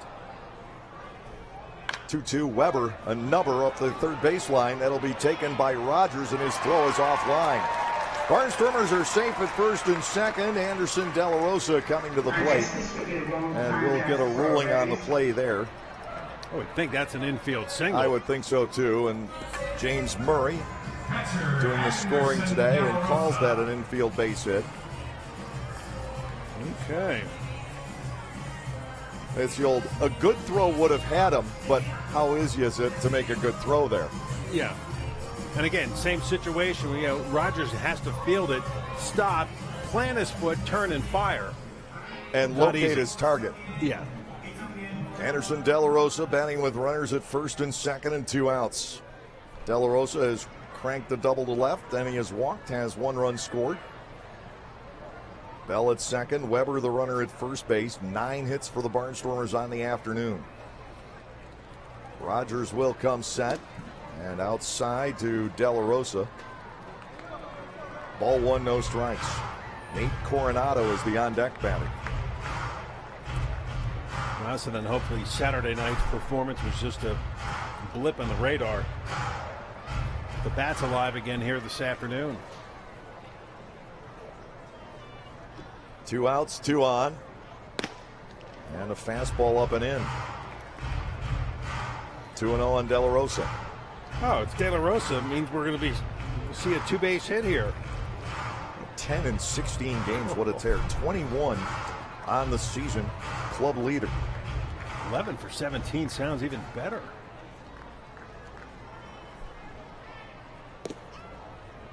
Outside and low. Coronado licking his chops on deck. De La Rosa still not in the top 5 in the league in doubles. It takes 22 to get there.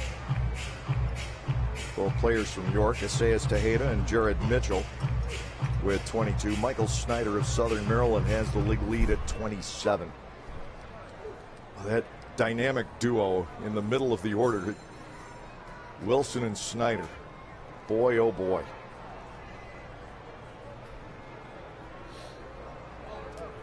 Those two and that starting rotation, the reason Southern Maryland is right there with the Barnstormers with that 38-31 record in the first half. And Cody Epley on the back end. 3-0. De La Rosa will watch it go by. Ball 4 is outside. Nate Coronado stepping in with the bases loaded. Coronado with a double, and he is grounded into a double play. A chance for Lancaster to really blow this thing wide open now. They can make the calls easy for Ross Peoples, you would like to think anyway, for the rest of the ball game. Coronado 1 for 1 with the bases loaded. Hit a 2-run base hit in Sugar Land. Way outside from Rogers. You know, he grounded into the inning-ending double play his last time up. But the thing is, he hit it hard and right at Lyons, who was set up for the double play, even with the runners in motion. And it was a 3-2 pitch. He had a lengthy at bat. Yeah. Swing and a foul tip here. 1 ball and 1 strike. The count on Nate Coronado. Rob Rogers in his 34th game, and he has been strong for this Long Island ball club with a WHIP under 1. 26 hits, 15 walks, and 42 in the 3rd innings. But 1 of each so far this afternoon. Coronado batting 1-1. Rogers back to the plate, and that's tapped back to the hill and an easy force out at home. 1-2. Coronado can't blow it open, but the Barnstormers pick up 3 more runs. The big blow, a home run by Garner. 4 hits in the inning. 3 men are left. We'll go to the 6th, 5-1.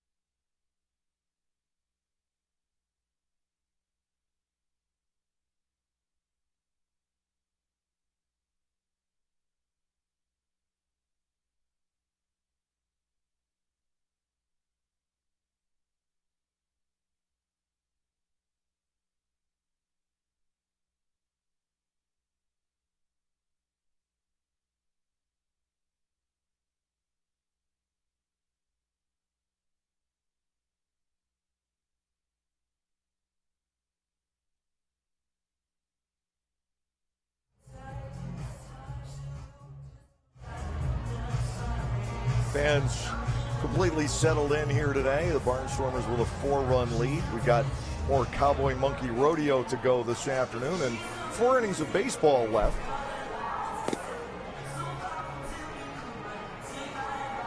Well, and you mentioned it last inning that probably the first time you really were glad to see a no-hitter broken up because of the fact that Bergeson is slated to pitch Friday night in the game. How long do you want him to go today? And the longer this no-hitter went on, oh my. I think he comes out after this 6th inning would be my guess. They haven't, with the exception of 1 game early, Bergeson's been a 5 or 6 inning guy through 8, his 3rd start of the year. Here is Anthony Vega out on a comebacker in the 3rd inning. Bergeson to the plate, Vega taking strike 1. 2 hits in the run allowed by Bergeson. The hits came back-to-back. Pacheco a single thrown out trying to stretch it into a double, and then Krause a booming home run to right center field. Inside to Vega, a ball and a strike. It was the 12th home run that Bergeson has allowed this year. He's only given them up in 6 games. They've gone back-to-back on him twice. Vega takes ball 2 outside. Lyons on deck, and then Quentin Berry. Long Island perennially in the hunt in the Atlantic League. They won back-to-back championships in 12 and 13 with actually 2 of their poorer ball clubs, which is sort of a strange way to look at things. They were under 500 both those years when they won the Atlantic League championship. They just happened to win one of the halves in the Liberty division. That they were something like 22 games worse off during the regular season than the Barnstormers in 12. Swinging a foul tip, Vega stays in. Well, just get to the dance. That's like a school like Belmont winning the NCAA tournament. Yeah. 18-14, but they win their conference tournament. 2 balls, 2 strikes. Ferguson back to work, and to Vega. Ground ball pulled softly toward the second baseman, Noel, who bobbles and can't make the play. Vega safe at first, and the Barnstormers guilty of a defensive mistake there. An error charge to Rico Noel. Lyons stepping in. He struck out back in the 3rd inning. Just could never find a handle on that ground ball. 7th error on the season for Noel. Still readjusting to the infield. He played it in college, but in his professional career, almost exclusively an outfielder. Lyons stepping in. Ferguson to the plate, and there is a fly ball fouled on the right field side.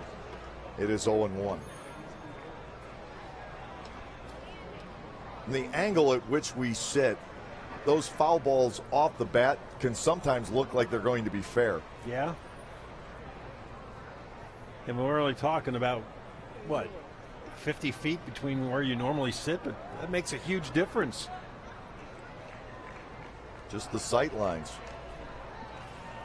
0-1. This is elevated out toward left center field, traveling some, but not dangerous. Amaral is there for the catch. That is out number 1. Well, if this is indeed going to be Ferguson's last inning, somebody must be throwing underneath the stadium, because the bullpen is all congregated there. Nobody's moving. Well, you'd have time to warm somebody up in the bottom of the 6th. I think that would be the objective. And I'm not certain. Yeah. But Ferguson up around 70 pitches. Ross really hasn't wanted to overly tax him.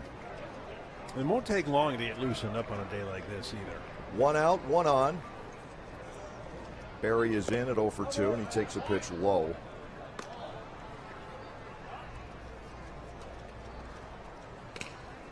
That was pitch number 70 officially for Brad Ferguson.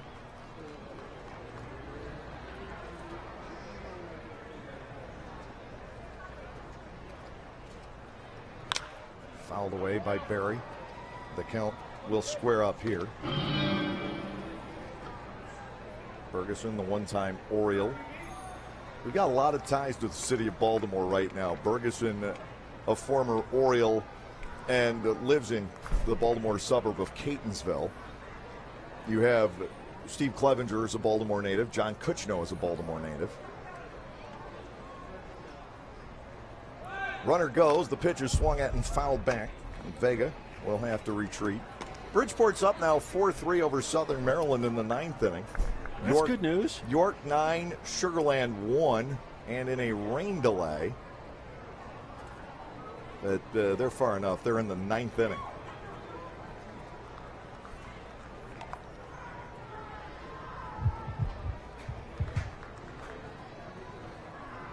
New Britain at Somerset later. They were rained out last night eventually. The game did get started at TD Bank Park. They're going to make it up at a later date.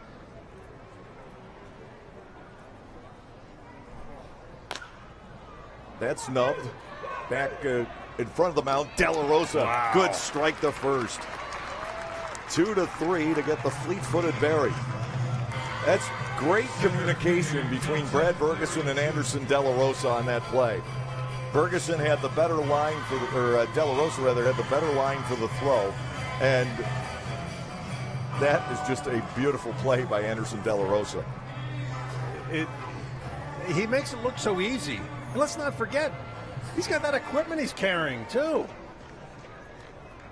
That is a heck of a play. Vega head to second with 2 outs. Here's Delta Cleary Jr. 0 for 2.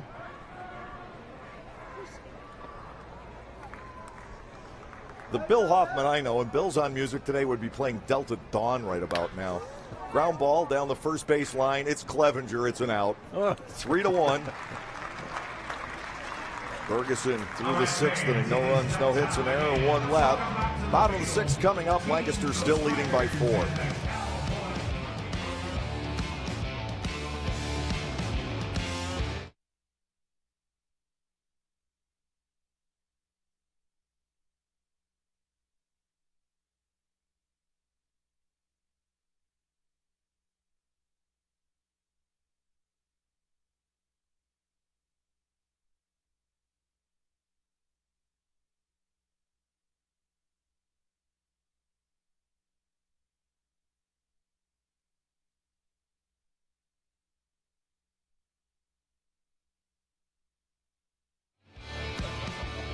was I thinking? I don't know. At least you had your brain cramp off the mic.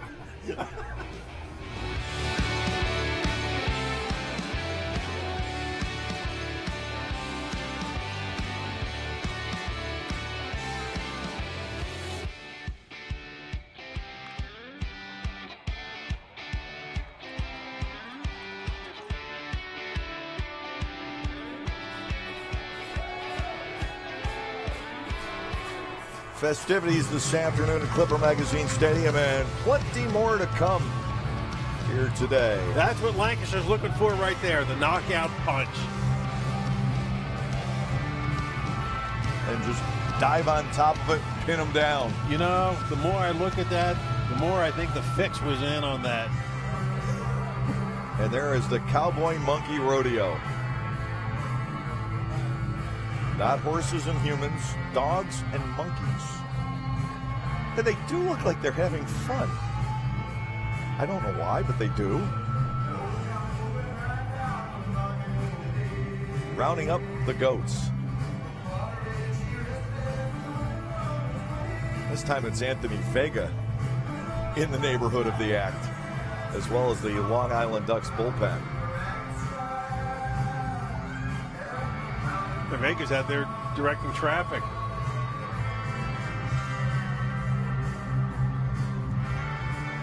With all this, we have to remember that it's not Roy Rogers on the mound, it's Rob Rogers for the Long Island Ducks. This is all part of Farm Show weekend.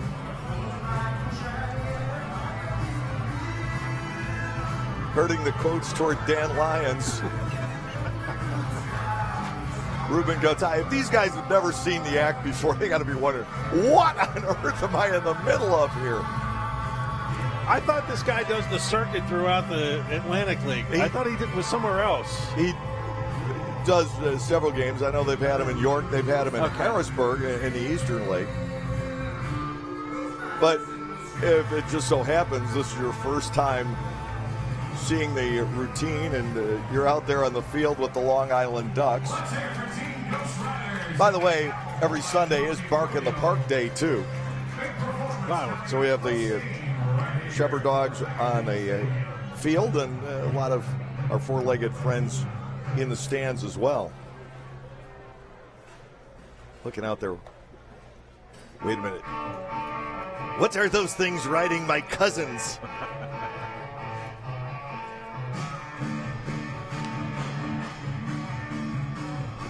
They're not people. They won't feed me. Well, the show he puts on post-game is a lot of fun.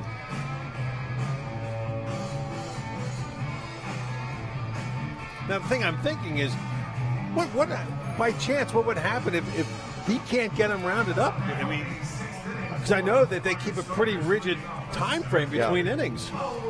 Theoretically, everything's supposed to be done in 2 minutes and 5 seconds. You have to allow the other team to warm up. But acts that bring people in, you'll make allowances. Here's Bo Amaral. He tripled leading off last inning. The Barnstormers eventually sending 9 men to the plate. 1 out of 2 with a sacrifice for Amaral here today. 2 for 9 in the series for Bo. He looks smooth out in center.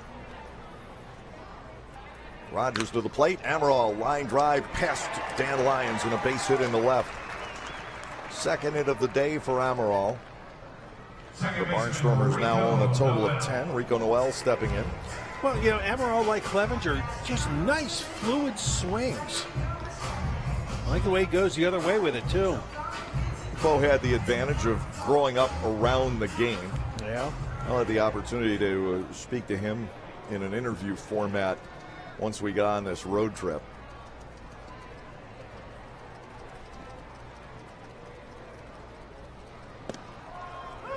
First pitch strike to Noel. It's 0-1.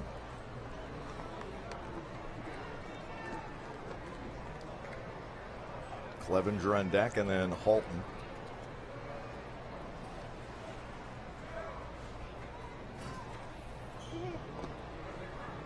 A lot of room on the right side. Second strike on the outside corner. But that pitch has been available to every right-handed hurler out there today. John Anderson is now warming up in the Barnstormers bullpen. I figured Bergeson would go 6. Just about the right workout to tune him up for Friday. Throw to first base.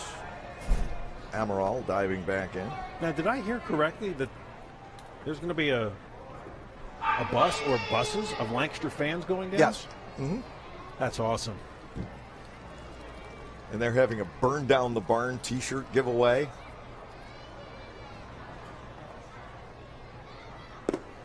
Ball is low, 1-2. Our fans should be showing up with crab ballots. Of course, they'd be confiscated at the gate. They're illegal weapons. Well, you could have it on a t-shirt.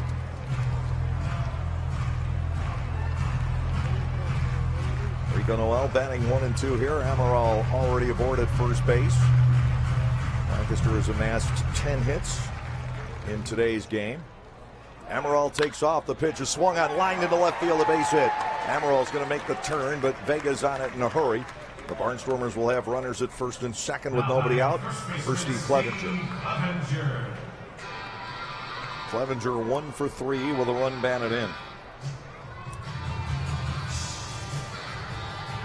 Well, I like the way these guys have been swinging the bats their last 2 times up. This has been such an impressive ball game for the Barnstormers today, and Friday night was as well.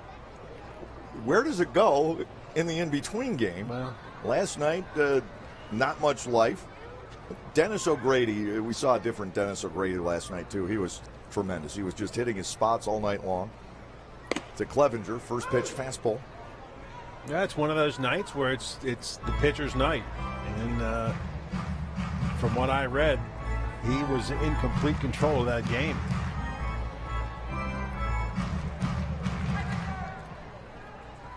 Lancaster with 2 men aboard, trying to salt this one away here in the bottom of the 6th.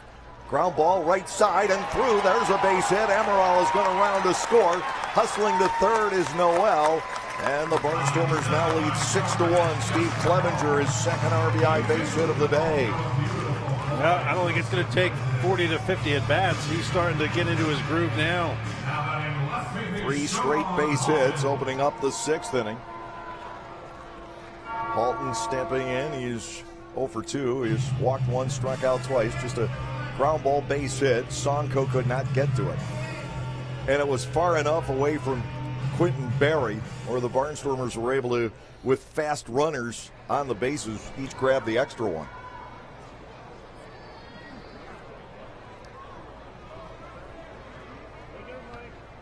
Deciding out there, the Ducks in the field, whether or not they want to hold Clevenger at the bag. Initially, Sonko was playing behind him.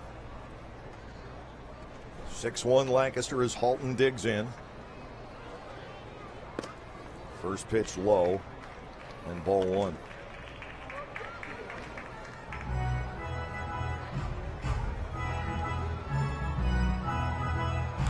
Trying to add more. Here in the 6th inning, 1st and 3rd, nobody out. 4 hits off of Rob Rogers to this point. Check swinging a foul, screaming into the seats. 1 ball and 1 strike. There's action. Looks like Zach Treese warming up in the bullpen for the Long Island Ducks. That's exactly who that is. If my book is correct, Halton the only guy right now without a hit this afternoon. That is indeed the case. 12 total for the Barnstormers. Here's the 1-1 from Rogers. That's into the zone for a second strike, making it 1-2. He's been on base, so everybody's been on base, just without the official hit.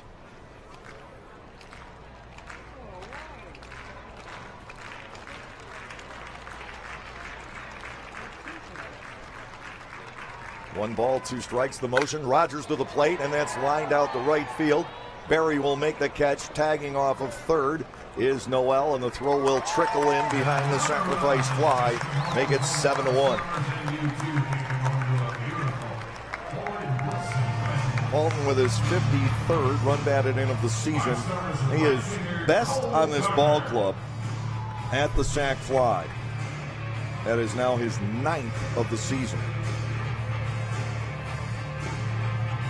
Leaves the Barnstormers with Clevenger at first and 1 out.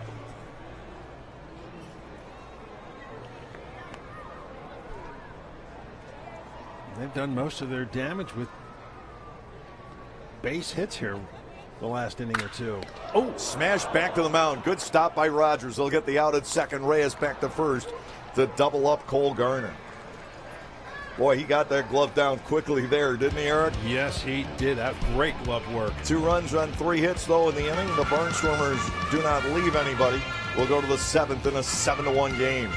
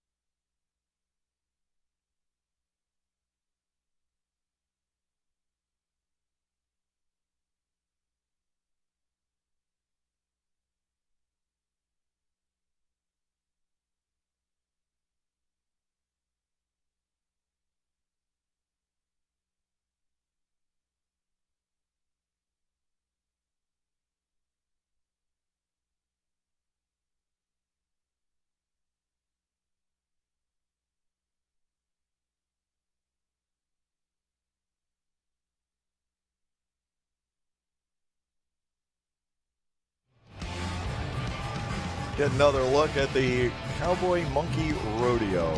Bring him in here annually.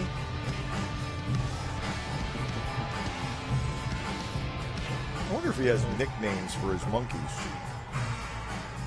I think he does. I think he's got names for the monkeys and the dogs. I can't come up with anything clever, though.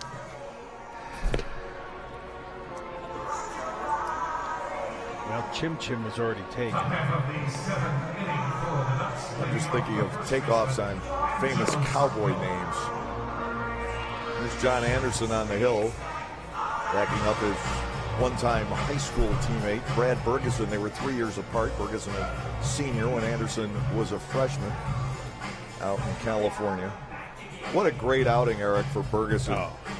He gave up 2 hits back-to-back in the 5th inning. Other than that, zip, zero, nada. So 1 run on the Krause home run.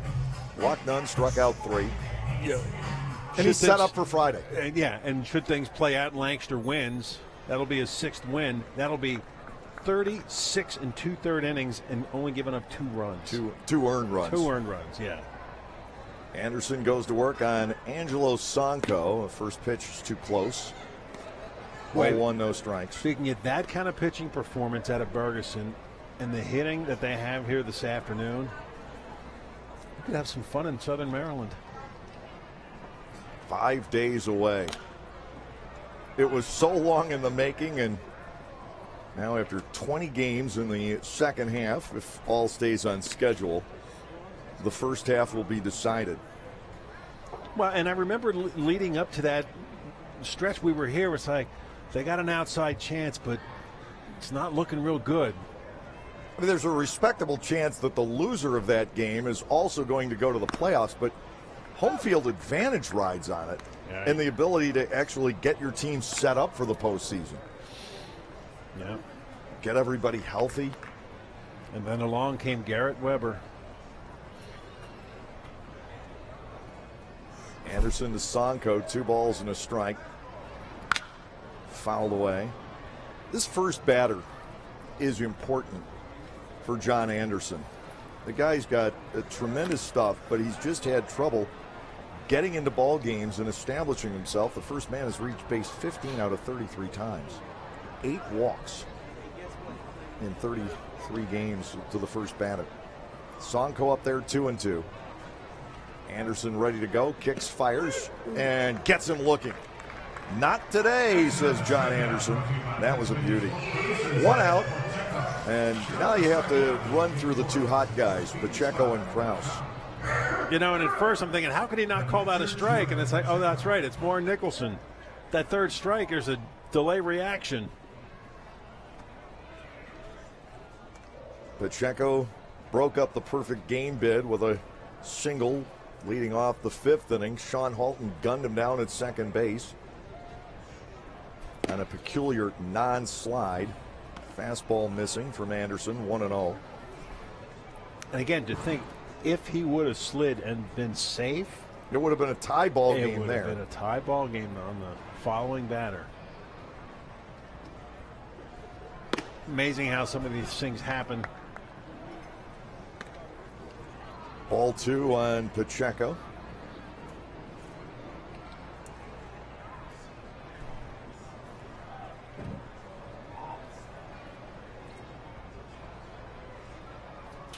Last night, the Ducks out hit the Barnstormers 14-3. Today, it's 12-2 the other way. Ball 3 is outside. Krause waiting on deck.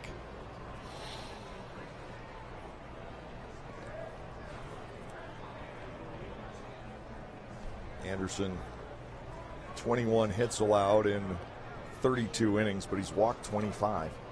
He has 35 strikeouts. Finding the range there to get the 3-1 on Jordan Pacheco. He's now 6 for 10 in the series with 2 home runs.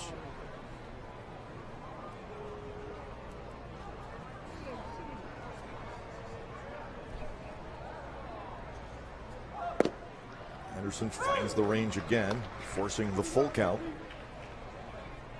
3 balls, 2 strikes.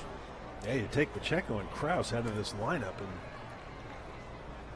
Long Island really having struggles offensively.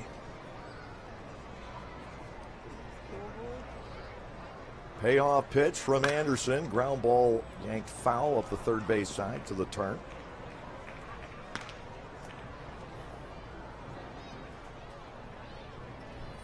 By the way, Southern Maryland has scored 6 runs in the top of the 9th. That's lacking David Carpenter. It's 9-4 Blue Crabs.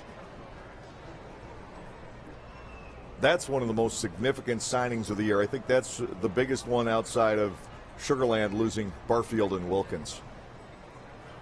The Barnstormers were certainly hurt by all the guys getting signed, especially yanking all the left-handed batters out of here.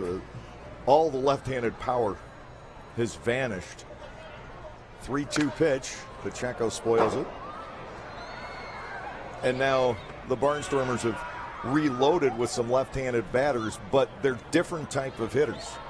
Amaral and Clevenger are both average guys. They're not going to be bombing balls over the picnic. I'm sure they'll hit some. Yeah, you're not going to replace Hobson and Galen. Yeah, and the power they could bring to the table. And Gindel. I mean, there's a third one. Here's a payoff. Pacheco with a fly ball. This hit very well out to left field. Halton going back. He's got a beat on it on the warning track and makes the catch for out number 2. A home run anywhere else for Jordan Pacheco. 2 men gone here in the 7th inning. If you're Anderson, let him hit it like that. Why not? You don't want to start walking people with a 6-run lead. Yeah. It's big out there in left, and Sean Halton covers it pretty well for such a large guy. 2 men down. Mark Krause, the batter. We talked about Pacheco's success in this series. Krause 4 for 8 with a pair of home runs. This is a hoss.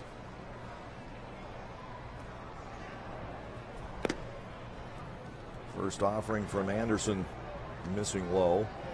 Ball 1, no strikes.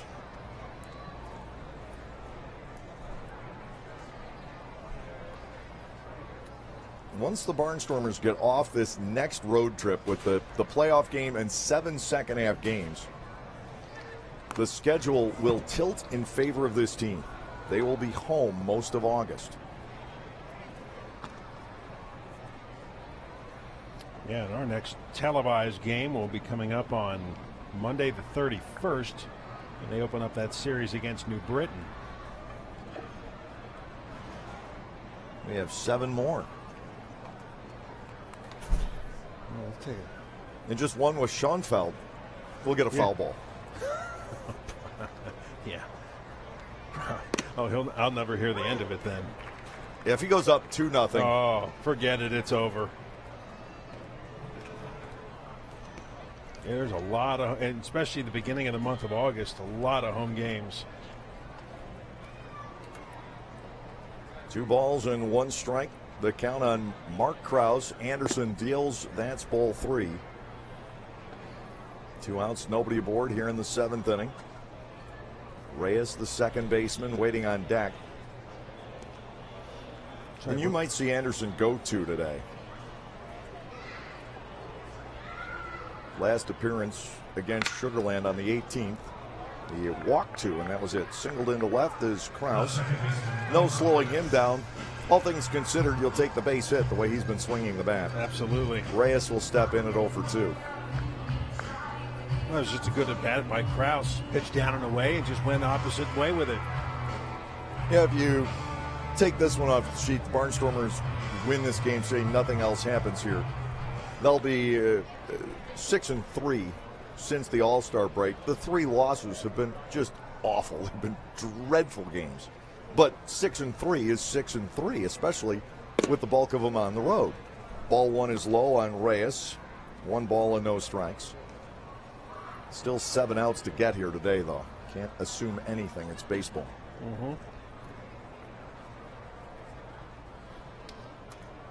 Anderson's 1-0. Low again. 2 balls and no strikes.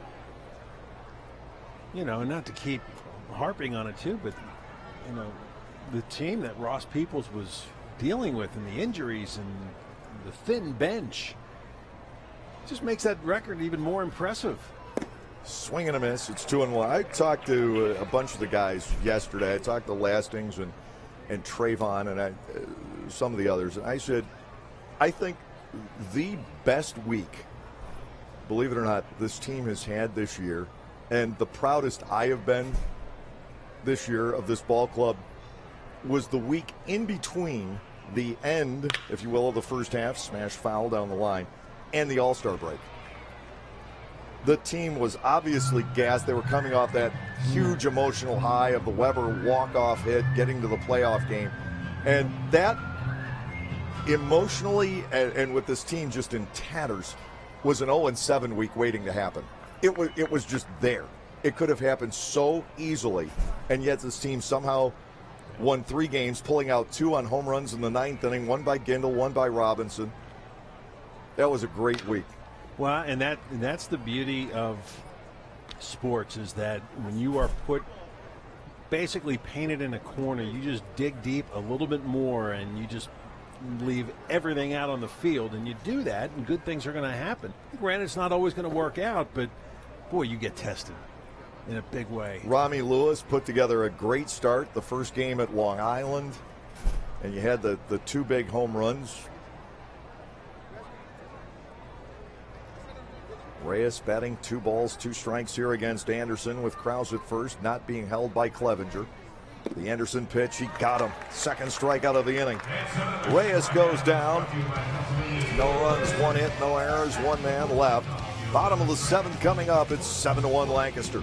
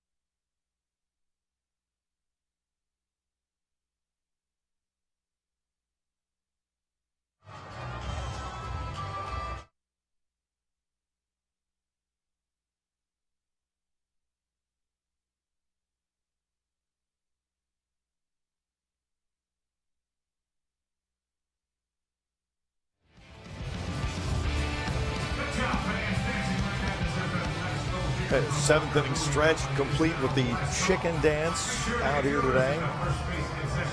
Mr. Nova, the on-field host all weekend. Alex Einhorn has been up here running the show from the press box. Zach Treese taking over on the hill. Going with the Syndergaard look, but I think he's trimmed those locks a little bit here lately. Josh Bell, Garrett Weber, and Anderson De La Rosa facing Treese. Up and away to Bell. A hit and a walk for Josh today. Treese is 6-1, but his ERA is .486.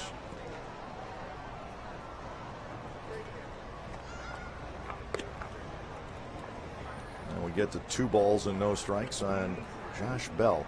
He still doesn't have an RBI, though, since that home run, his first at bat of the season when he was pressed into duty in York.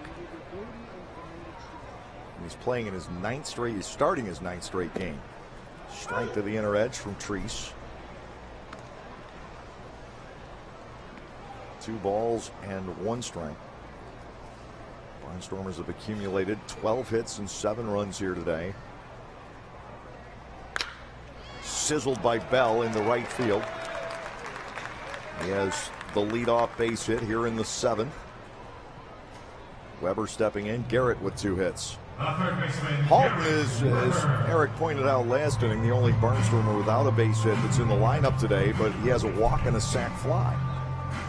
He is 1 short of the franchise record in sacrifice flies in a season. It's held by Ryan Mulhern, predecessor of Halton's here by about 6 years. I was going to say, that's going back a few years. Treese to Weber, ball low. You know, I don't know if I said this to you or maybe the day Mark and I worked the game, but I want to see where are they now, some of these guys, from the first couple of years up to today. Attention, please. Brooklyn Katie and Nathaniel Montanez. It'd be kind of neat to hear what some of the guys are doing outside of baseball.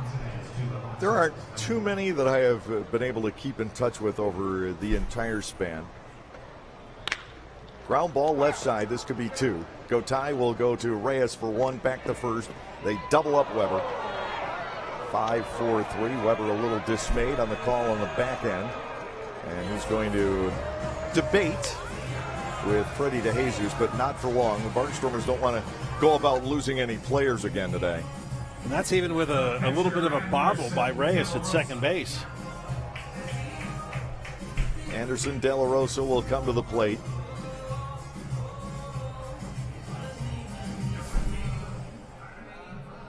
That was close.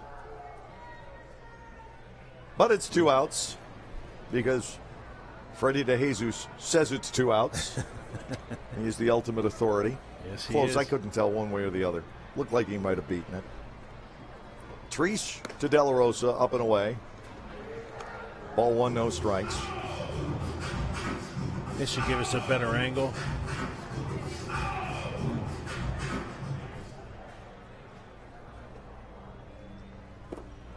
Yeah, sure looks like his foot's on the bag before the ball got there.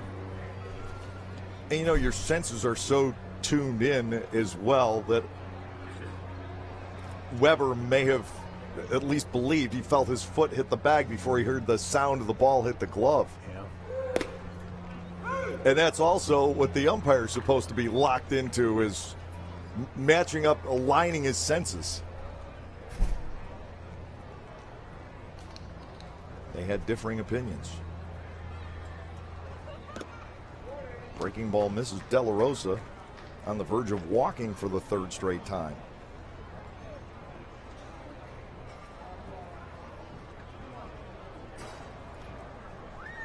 Southern Maryland wins today. York's going to win today. Hopper to third. Easy play for Gotay, but pulling Sanko off the bag, still an easy tag. 1 hit, nothing develops. We'll go to the 8th inning, 7-1 Barnstormers.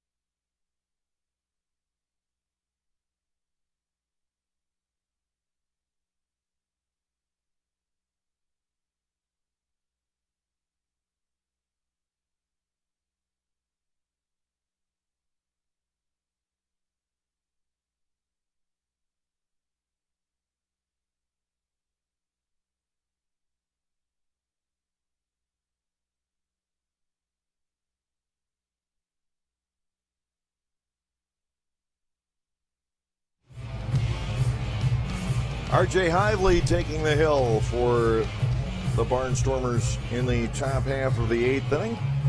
Right-hander from Palm Desert, California. But decided to go to a completely different part of the U.S. for college. He's a product of Ole Miss.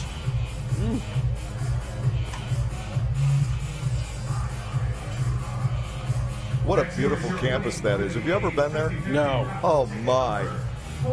That may be the prettiest campus and the prettiest college town I've seen.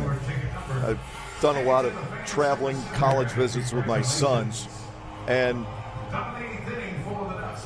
Danny almost pulled the trigger and went to Ole Miss. It was close. He was given the opportunity to run initially at Alabama Huntsville, and decided to take that. He had good financial offers from both places. Ole Miss would have been strictly on the academic side, and it's such a beautiful place. The history there and the amazing treatment that they give James Meredith, the first African-American student at the school. He is revered. Ground ball sharply hit. Coronado gloves it. Waits for Clevenger to get into place. It's 1 pitch and 1 out for Hively. Boy, they were perfectly aligned defensively for Gotay on that one. 1 out, Anthony Vega will step in. Meredith is still doing well, obviously elderly at this point because that was all back in the 60s. But they actually mark his walking path to his first class. Wow. That's marked on the walk.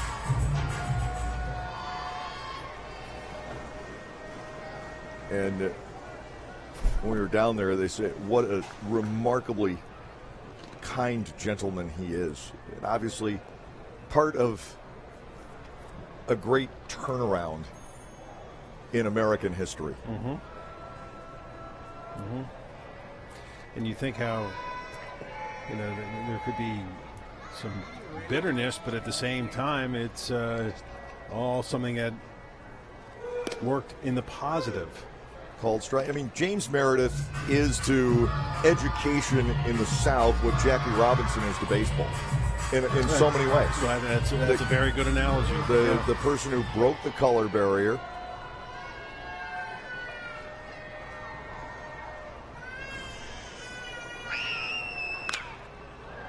Fly ball, foul, out of play. And we get to 1 ball and 2 strikes. Obviously, we have a ways to go in this country. But when you think of where it was 60 years ago, just the horrible treatment of a large segment of the American population. And I always ask myself, what were we thinking? 1 ball, 2 strikes. Inside for ball 2, 2-2. And I said that once hosting a Jackie Robinson related event at the stadium here. But you put yourself in those shoes, and I asked myself this: would I have had the guts to do anything to change it if I lived, say, in the South 60 years ago? And that's a sobering thought. Well, and really, you can even go back 30 years, even when Hank Aaron was chasing Babe Ruth's record. How there was so many people that just were against seeing Hank Aaron succeed and surpass Babe Ruth. 3 balls, 2 strikes. Hively back to work on Vega, and he walks him. 1 out base runner in the 8th inning for Long Island. Dan Lyons will come to the plate. The first walk issued by the Barnstormers this afternoon. I was going to save that for the 9th inning just to say, and that's one of the impressive numbers for today. But I still, 1 walk in 8 innings, 7 1/3 to be exact. Lyons digs in. He is struck out and flied to center. Yeah, you keep the free passes to a minimum. That's big. Delivery is low. Ball 1 and no strikes. I mean, you just think of this game, Jackie Robinson and eventually Larry Doby, a guy that became a good friend of mine, Joe Durham, first African-American player in Baltimore. Worked with him on the coaching side for a couple of seasons. Fouled at the plate, 1-1. And then eventually Frank Robinson on the managerial side. I actually worked with Frank. He was the manager in Rochester in 1978 in the Orioles system when I was a college kid working at the ballpark. That guy, you have to learn to take him. Once you get used to his sense of humor, he is just a remarkably funny man, but he's incredibly sarcastic. Fouled out a play, 1-2. He was really my first touch with the baseball royalty in a lot of ways. Was just dealing on this casual basis. Usually it's just a messenger from the front office down to the clubhouse.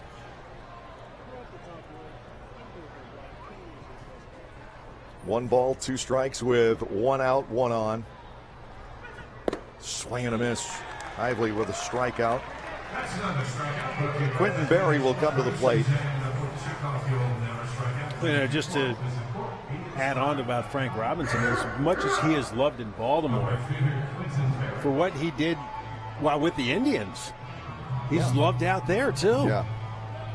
He didn't have quite as much success as the manager of the Nationals. Memorable moment there was when he had to pull Matt Lecroy out of the game because Lecroy couldn't throw a runner out at second base to save himself. And Robinson just cried. He loved Lecroy so much, and how can you not? First pitch strike on Quentin Berry, it's 0-1.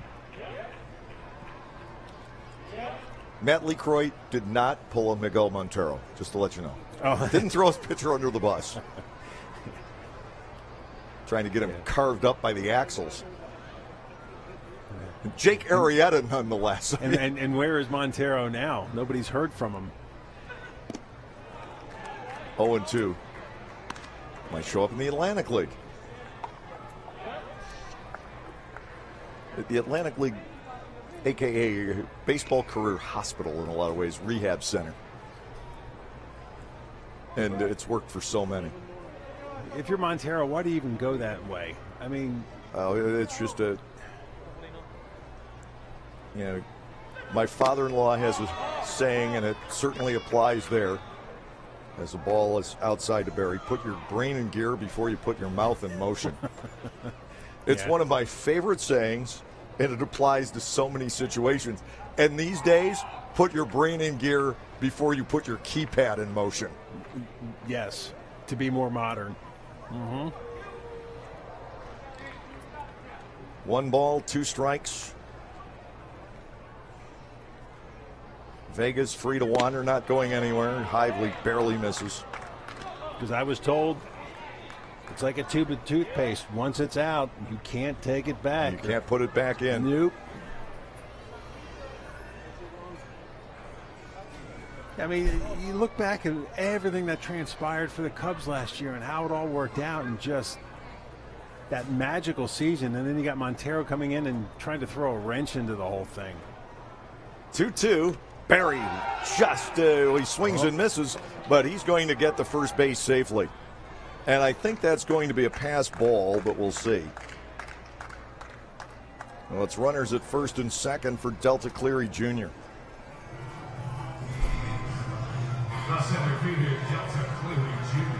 I'm not sure there's any call that official scorers are less confident about than wild pitch pass ball. No, that's definitely a pass ball because it looks as though he had it and just lost it off the webbing of his mitt. And the ruling as it shows up on the screen is simply drop third strike. It's the only thing that's available in the program. But it's either a wild pitch or a pass ball. I'm calling it a pass ball. Delta Cleary Jr. steps in, and this is the first time in the entire game Long Island has had two runners on at the same time. 2 outs into the 8th inning. Lancaster leading 7-1. Hively to Cleary, and a first pitch strike. It's 0-1.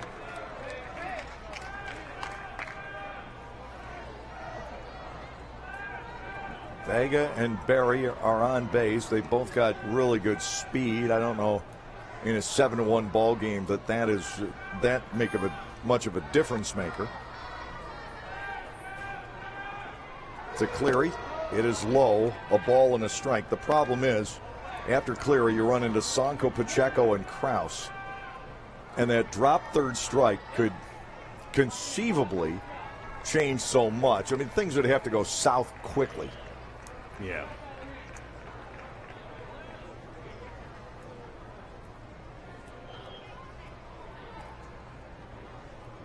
One ball, one strike. Hively to the plate. It's sliced foul into the seats down the third base line, ricocheting onto the field. So let me ask you, because this is not something you see every day. Does that count as that counts as an at bat? It's a strikeout. Yeah. It's a strikeout. They just get an extra out in the inning.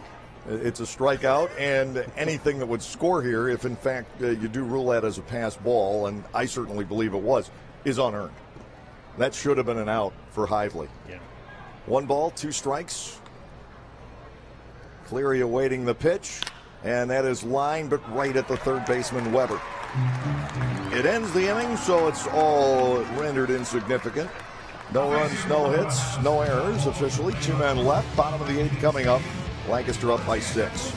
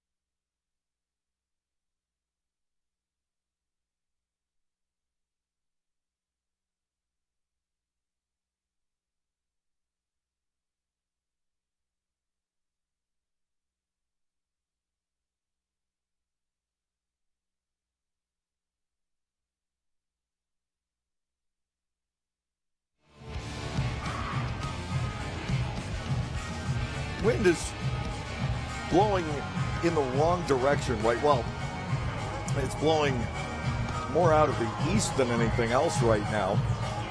As I said, we have storms floating about. They ended up being delayed over in York in the 9th inning of a 9-1 ball game. I'm sure that Sugarland was probably ready to say, let's wait the half an hour.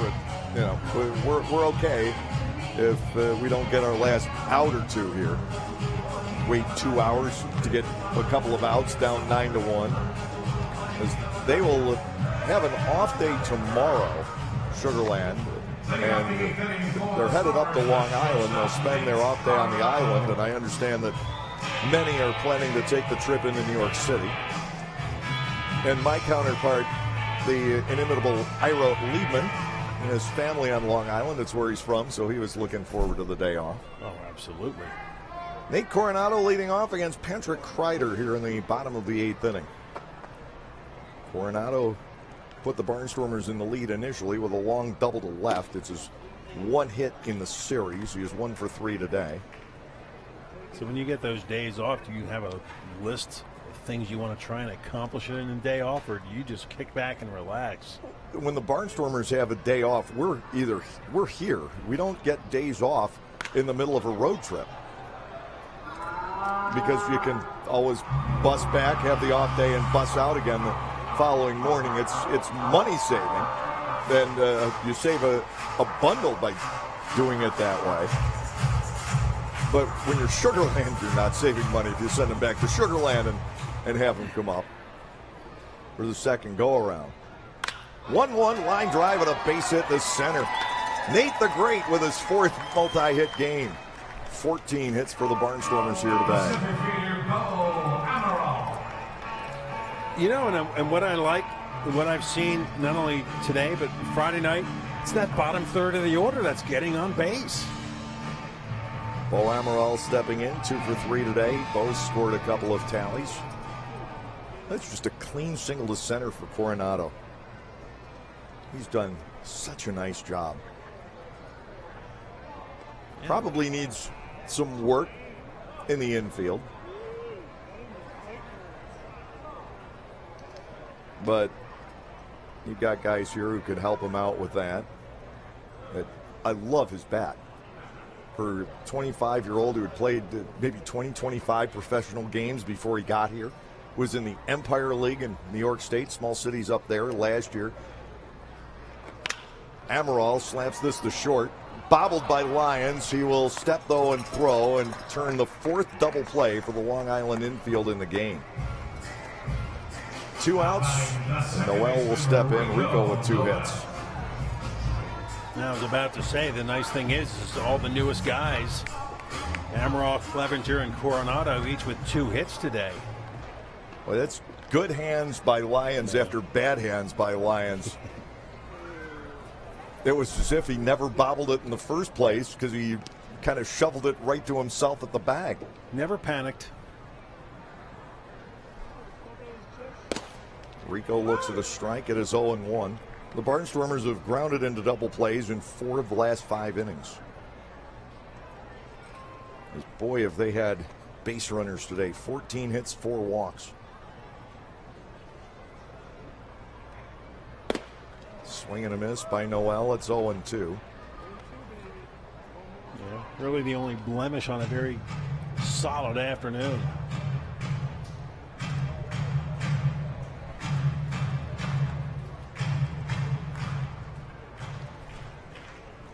Looks like John Kuchno getting ready to pitch the 9th inning.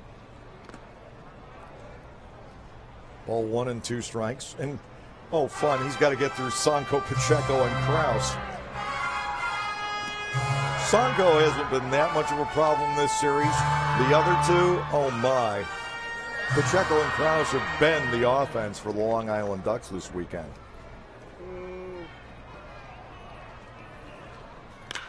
Noel puts a charge into one out the left. Chasing it down is Vega back toward the corner. He will make the catch for the final out. Leadoff base hit for Coronado. Nothing comes of it. We'll go to the 9th inning with the Barnstormers up 7-1. Expressions Limousine, family-owned business whose simple philosophy is to treat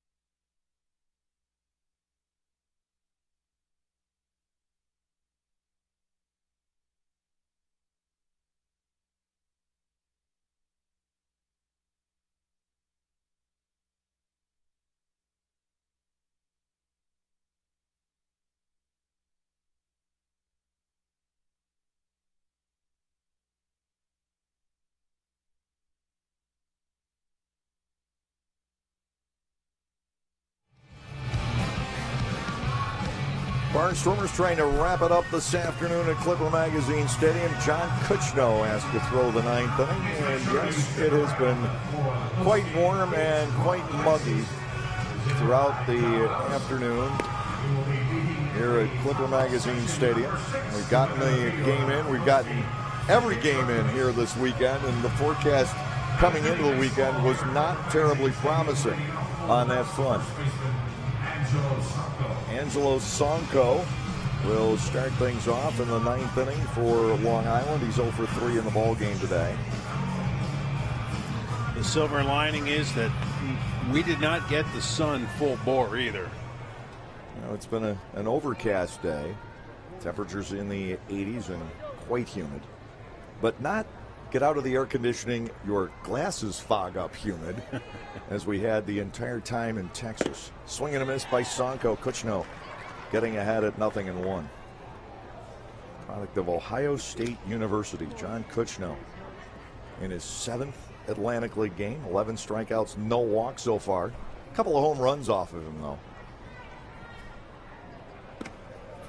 Isn't it the Ohio State? The Ohio State University. Yes, we mustn't forget the pretentious "the." 1-1. Oh, that's a rocket to right field. Way back it goes, and that's in Mark Krause territory. Sonko hits number 16, and it's 7-2. Hit almost exactly where Krause is left. Jordan Pacheco will come in. He is 1 for 3. Yeah. Well, that radar is getting colorful. Uh-oh. Eventually, we're going to get blasted today. It's all around us right now. Oh. See that storm that hit People's Bank Park in York. Ground ball down the line at third. A hot one, but strike one. The count on Jordan Pacheco. Sonko might have disrupted the clouds with that home run, too. Or seeded them. Whew. But again, it was a solo shot, so I guess take the best out of a bad situation. 4th hit for the Ducks. Next offering, ground ball to Noel. Should be easy. Over to Clevenger, 1 away. Pacheco retired. There is Krause, 2 for 3 with the other home run, and they look virtually identical. This Barnstormers pitching staff is home run prone. They have the best, or all along have had the best strikeout to walk ratio among the staffs in the Atlantic League, and that's what's been most important to Scott Patterson. He hates walks. He doesn't mind giving up the occasional long ball, as long as it's in a situation like this. Yeah. Because at least with a home run, the batter has to earn that instead of giving something away. Away to Krause for a ball, 1-0. Now, we know the situation with Bergeson. He is going to be the pitcher Friday night. You know Yes. who Southern Maryland will be going with in the game? I got to check their schedule. Chances are it's who they started today.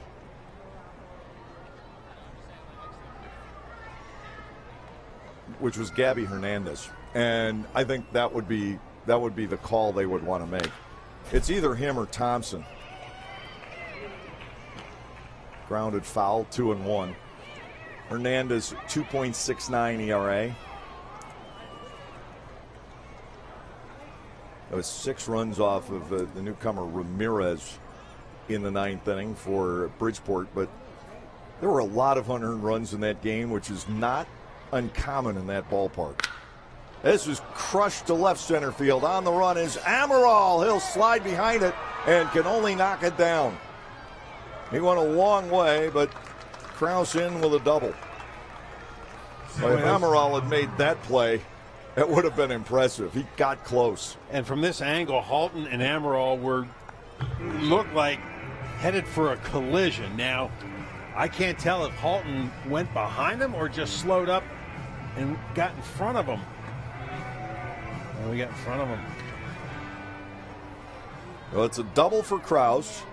Still 2 outs left to get. Reyes, the batter, is 0 for 3. Kuchno delivering inside, almost hit him. Ball 1, no strikes. You don't want to have to use Anthony Carter this afternoon to pick up a final out or two. This game is going to belong to Kuchno for a while.